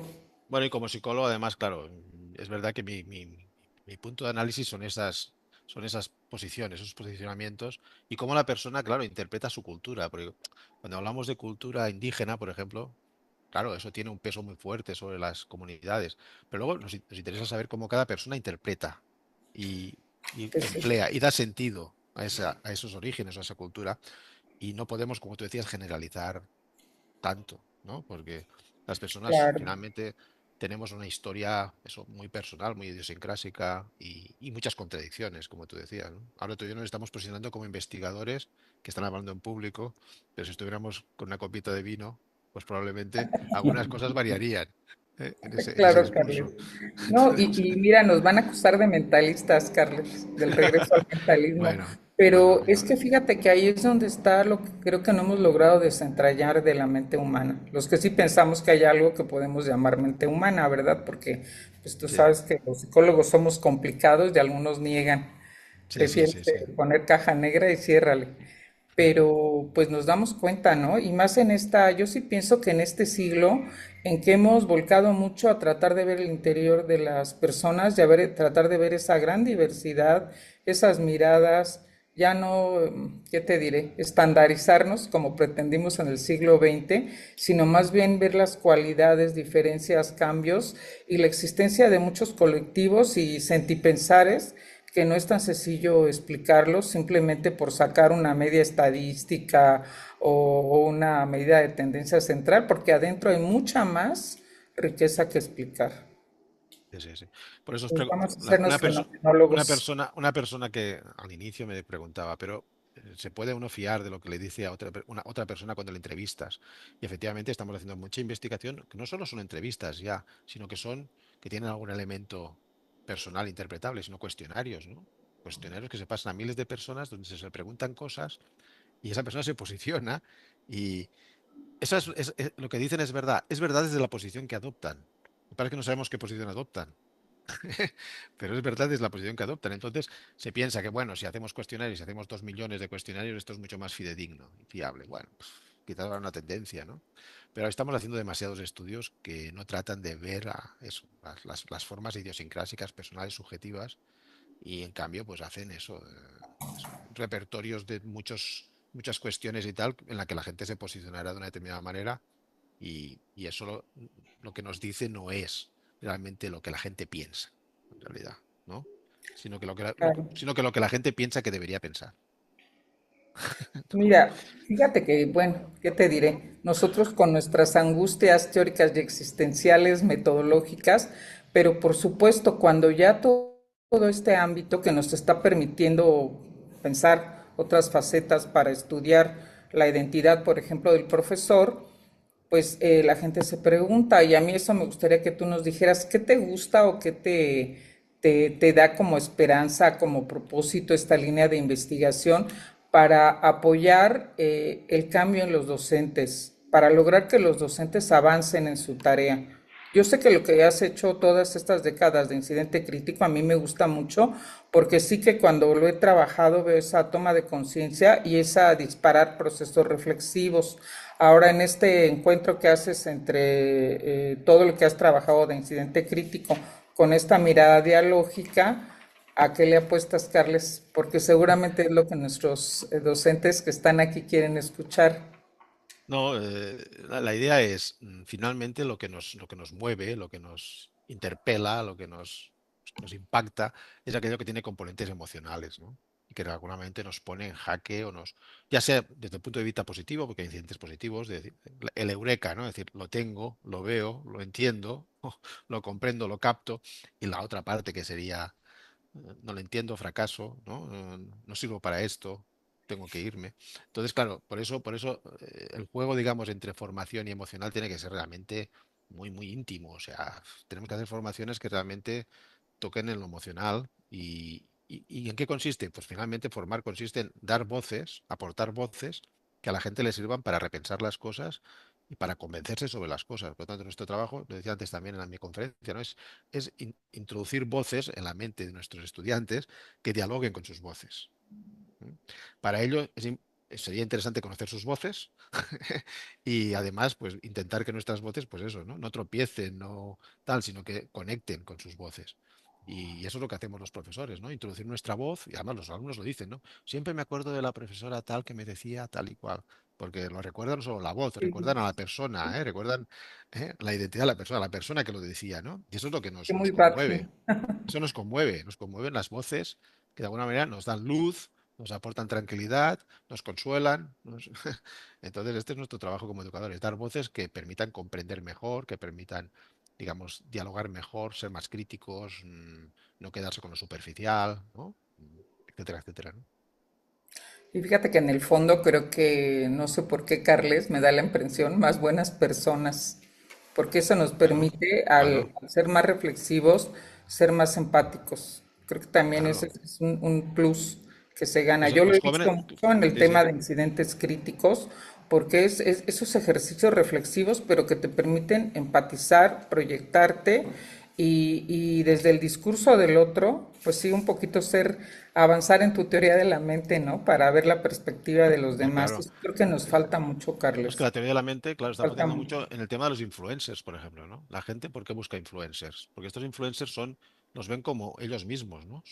Son personas que se parecen a ellos, que tienen las mismas preocupaciones, que tienen incidentes. Además, Claro, los sí, influencers sí, lo que hacen es presentar incidentes. ¿Sabéis lo que me ha pasado hoy?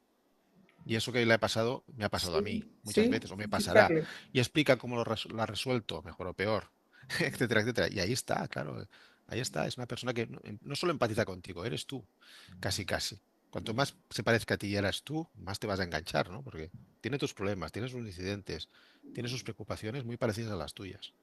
Y ese es el Fíjate que éxito, ¿no? les hemos compartido aquí en el chat, perdón, a todos, el sitio web del doctor Carles. A mí es un sitio que me gusta mucho, lo trabajo mucho con los alumnos, el de Critic Edu, Ujú. donde tienes toda la propuesta de cómo trabajar con el profesorado y con el alumnado, los incidentes críticos, donde ya has tematizado y representado desde pues lo que es la vivencia de la universidad, de las escuelas básicas, estos temas y has compartido. A mí me gusta mucho muchas narrativas de incidentes críticos con las que efectivamente pasa esto, Carles. Dices, esto Ujú. me ha pasado a mí, mis Sí, sí, sí. alumnos se me insubordinaron igual que a este profesor, él reaccionó así, yo reaccioné así. Los alumnos no están contentos con mi clase. Yo creí que mi clase era una maravilla y miren, me doy cuenta que no. Los dilemas de la evaluación, Carles. Creo que a eso les Ujú. daba mucho peso porque te das cuenta que eso a los docentes nos pone Claro, siempre en situaciones muy difíciles que nos cuesta es resolver. un Para tema los clave. maestros de básica, el dilema de la disciplina y la relación pedagógica con jóvenes y adolescentes, Ujú. la falta de sentido y interés por los contenidos del currículum. Claro, sí veo pautas. Hay algunos que me han dicho, nosotros no nos atreveríamos a decirle lo que le dijeron ahí al profesor catalán, ¿eh? Aquí no se Ujú. puede. Pero Ujú. claro, hay otras formas. Aparecen mucho las estrategias de resistencia que tenemos maestros y alumnos. Entonces, creo que esos son espejos de vida, si me permites decirlo. Sí, Y ahí aparecen todos estos mecanismos que nos comentas, Carles. Entonces, pues ahí se los compartimos para que muy se bien. animen también a hacer sus incidentes críticos, Sí, versión mexicana, sí, mucha versión gente, hay mucha gente, muchos profesores, algunos comunicándose conmigo, otros no, que han hecho, que están haciendo de como una especie, digamos, de repositorio, ¿no? De incidentes en vídeos, etcétera. Ahora mismo una persona a la que yo ayudé con su tesis y tal, que han hecho unas específicas sobre obstetricia en enfermería. Ha hecho incidentes específicos en este ámbito, ¿no? Y parece que está funcionando muy bien con sus estudiantes, ¿no? Y mucha gente ha tomado esos ejemplos y me parece fantástico, ¿no? Esa posibilidad, por lo que decíamos, ¿no? Sí, sí. Y bueno, y entra en esa categoría que decía al principio que yo no conocía en esos términos de retribución social, ¿no? Pero la idea de que los estudiantes en sus trabajos de curso en la universidad hagan materiales, por ejemplo, estos vídeos, que puedan servir a la comunidad, ¿no? Y que pueden ser útiles para otros docentes, pueden ser útiles para otras personas. Eso también me parece muy importante porque en la universidad producimos muchos productos que son inútiles. Entonces, intentemos producir productos que los estudiantes no solo les sirva para que ellos aprendan, sino también puedan servir para que otros puedan aprovechar ese material, ¿no? Bueno, y se ha creado, Carles, de alguna manera, mucho, creo que ahí está tu impulso, toda una escuela latinoamericana, me atrevo a decir, de estudio de incidentes críticos. Los Ujú. chilenos tienen mucho trabajo muy interesante que lo han Sí, volcado en la formación docente, sobre todo de docentes nobles, cómo trabajar con sus incidentes críticos para apoyar su desarrollo profesional cuando empiezan a enseñar. Pero pues en el último momento que estuvimos, Carles, qué trabajos tan interesantes llegaron de casi toda América Latina. ¿Qué opinarías tú?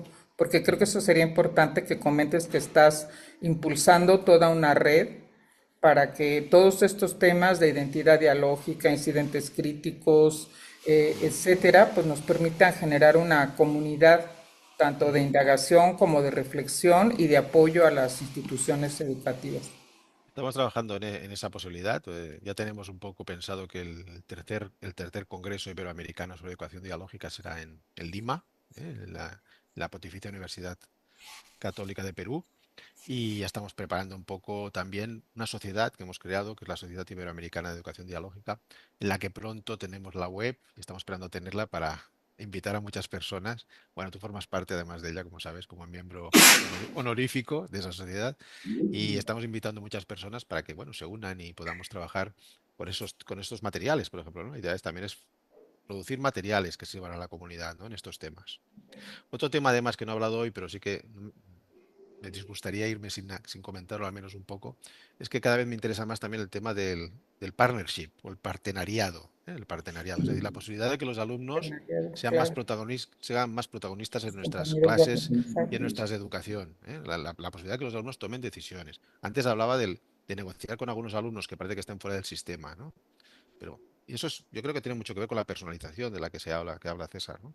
Con el sentido de personalizar para mí tiene mucho que ver en que el alumno no sea alguien al que se le escucha, no, que él haga la propuesta. ¿Cuál es tu proyecto de vida? ¿Qué vas a hacer cuando acabes de? ¿Cómo te ves dentro de unos años? ¿Qué vas a hacer? ¿En qué vas a trabajar? ¿Quieres formar una familia o no? ¿De qué manera? Y, pues, para ese proyecto tuyo de vida, ¿qué tienes que aprender? ¿Y cómo lo harás? ¿Mm? Entonces, a partir de ahí negociar un itinerario con ese alumno, ¿no? Una trayectoria, y que sea el protagonista y se comprometa, y se diga incluso, vale, si no cumples, ¿qué haremos? ¿Qué haremos? Volveremos a revisarlo, no sé qué. A lo mejor esas expectativas son muy altas y tal. Eso pero, pero claro, no los alumnos solos, ¿eh? Separados de los demás, sino dentro de unas trayectorias de clase, dentro de Bueno, y también la idea esa ecológica, ¿no? Es decir, no solo en la escuela, ¿no? Sino en la familia, en otros escenarios sociales, ¿no? O sea, ese alumno tiene una trayectoria que se ha negociado y que involucra a los distintos escenarios en los que se desarrolla ese alumno e involucra lo que se está pasando en una clase, lo que está pasando en una familia, lo que está pasando en los entornos, ¿no? O sea, que no es para ti solo, sino que es algo que contigo hemos negociado, pero que está en la que se involucran muchas veces otros, porque trabajas en equipos, porque trabajas, ¿no? Esa idea es muy importante, que el alumno se sienta comprometido, protagonista, que sienta que eso lo ha decidido él para él mismo y que por supuesto es negociable, es modificable. Pero tenemos que ir más hacia allí, porque si no, se está produciendo ¿sabes? Una distancia y un corte entre los docentes y los estudiantes que es preocupante, ¿no? Y deberíamos entrar en el ruedo, en su ruedo, entrar en su ruedo y negociar desde sus preocupaciones y sus cosas, ¿no? Más. Pues mira, yo espero que con la charla tan bonita que nos has dado, que todo el mundo te sigue felicitando, nos llevemos toda esta idea de esa connotación que a mí siempre me ha gustado mucho de la palabra diálogo, porque es ese encuentro comunicativo, en realidad buscar un encuentro comunicativo, tanto interno como con los demás, que es lo que nos permite ir creciendo, reconstruyéndonos y pensando de otra manera cómo avanzar como colectivo, como sociedad, como persona. Y Ujú. esa es la parte que yo siento muy, muy bonita de este trabajo. Ahí es donde yo veo qué bonito que los educadores nos dediquemos a eso, a buscar caminos para encontrar contextos de posibilidad y mejora. Y creo que todas estas propuestas son para eso. Y tú que estás muy metido en el tema de docentes, pues es para eso, para acompañar a los profesores, para lograr un mejor camino en su desarrollo como persona y como profesional, Ujú. ¿verdad? Esa sería Entonces, la finalidad última, sí, realmente. pues para Muy bien. hacerle contrapeso a una sociedad tan complicada que no es amable ni es dialógica muchas Sí, veces. cada vez Pues no menos en sé, mi algunos querida casos. Ade. Bien, sí, siguen las felicitaciones, se nos Gracias. quedaron ahí en el tintero algunas preguntas, pero sobre todo agradecer al doctor, porque en realidad esta conferencia y en los comentarios lo mencionan mucho, pues impacta en todos los ámbitos, en cualquier nivel educativo, todos los que estamos inmersos en este proceso educativo, el diálogo es un asunto transversal que lo podemos analizar, reflexionar desde diferentes perspectivas. Yo lo pienso mucho con mis estudiantes del doctorado sobre esta reflexión que es necesario, este diálogo con ellos mismos que tienen que realizar durante todo el proyecto, en teorías, en enfoques, y ese posicionamiento teórico que nosotros insistimos en el doctorado, bueno, esta es una Mm. estrategia muy valiosa para ellos. Y en Una, general, acti- una actividad que yo hago mucho con mis doctorandos, por ejemplo, es eso, es que sean capaces, yo les doy unos papelitos, les digo, tienes que defender esa idea, pero desde una visión argumentativa, desde una claro, visión persuasiva, y que se entrenen a cualquier tema y ahora eres una directora de un centro de alta complejidad, con tal y tal, y tienes que defender ante unos padres, mediante un diálogo persuasivo, esto. Entonces, claro, que se entrenen a dialogar y a hacer ver cómo las formas de diálogo determinan las consecuencias. Para los asesores y asesoras eso debería ser obligatorio. Las obligado, competencias obligado. en formas de diálogo deberían ser totalmente, porque es su principal herramienta de trabajo. Por supuesto, por supuesto. Y seguramente te pasa, ¿verdad? Cuando Sí, llegan sí. los estudiantes al posgrado, pues no tienen esa habilidad o esa cualidad de hacer este tipo de reflexiones, ¿verdad? Y dialogar consigo mismo. Entonces, insisto, en cualquier ámbito del proceso educativo que queramos reflexionar sobre esto que nos has planteado, doctor Carles, muy, muy pertinente y Muy amable. Muchas por gracias, Ade. muy agradecida por eso, ¿verdad? Todos los que Gracias a nos están vosotros. escuchando seguramente lo están viendo o aplicando, cómo lo podrían aplicar en sus diferentes contextos y niveles educativos. Muy bien. Pues yo creo Pues que encantado. vamos cerrando, ¿verdad? Doctora Frida, si ya no tienes algo más que decir, pues yo a los dos, a ambos, y bueno, por supuesto al doctor Carles y a todos los que estuvieron en la conferencia, muchísimas gracias por su asistencia, participación, entusiasmo y claro, compromiso en esto que todo el mundo estamos, ¿verdad? En los procesos educativos. Muchas gracias a vosotras, a vosotros y gracias por acompañarme. Son las 9 de la noche aquí, o sea que voy a tomarme un refrigerio y os deseo, pues eso, una muy buen día y una vuelta a vuestras aulas, a vuestros lugares de trabajo y ojalá alguna de estas ideas os sirvan para algo. Esmeralda, entrégame para revisar uno de los videos y el objeto. Bueno, todo Bueno, el muy tiempo bien. tuvimos esta complicación, ¿verdad? De los micrófonos. Bueno, eso no ha sido grave. Han sido incidentes pequeños que los hemos Sí. sabido resolver. Muy bien. Bueno, siempre Bueno, subimos el video de la conferencia, muy bien. el programa, este seminario sigue, acuérdense, en un mes tendremos otra sesión y bueno, pues encantados, ¿eh? La verdad es que este seminario, Carles, siempre para mí es una delicia. Escuchar personas como tú, aprender, conversar, bueno, qué gusto da, ¿verdad? Para mí Para también, ponernos para la mí pila también. en nuestra tarea educativa. Así es. Así es, así es. Muy bien. Un Bueno, abrazo, un Pues abrazo. nada, abrazo a igualmente, todos, igualmente. abrazo, abrazo Gracias, para Hasta todos. pronto. gracias, doctor Chao, chao, Carlos. chao, Hasta chao, luego. Hasta luego. chao, chao. Bueno, hemos detenido la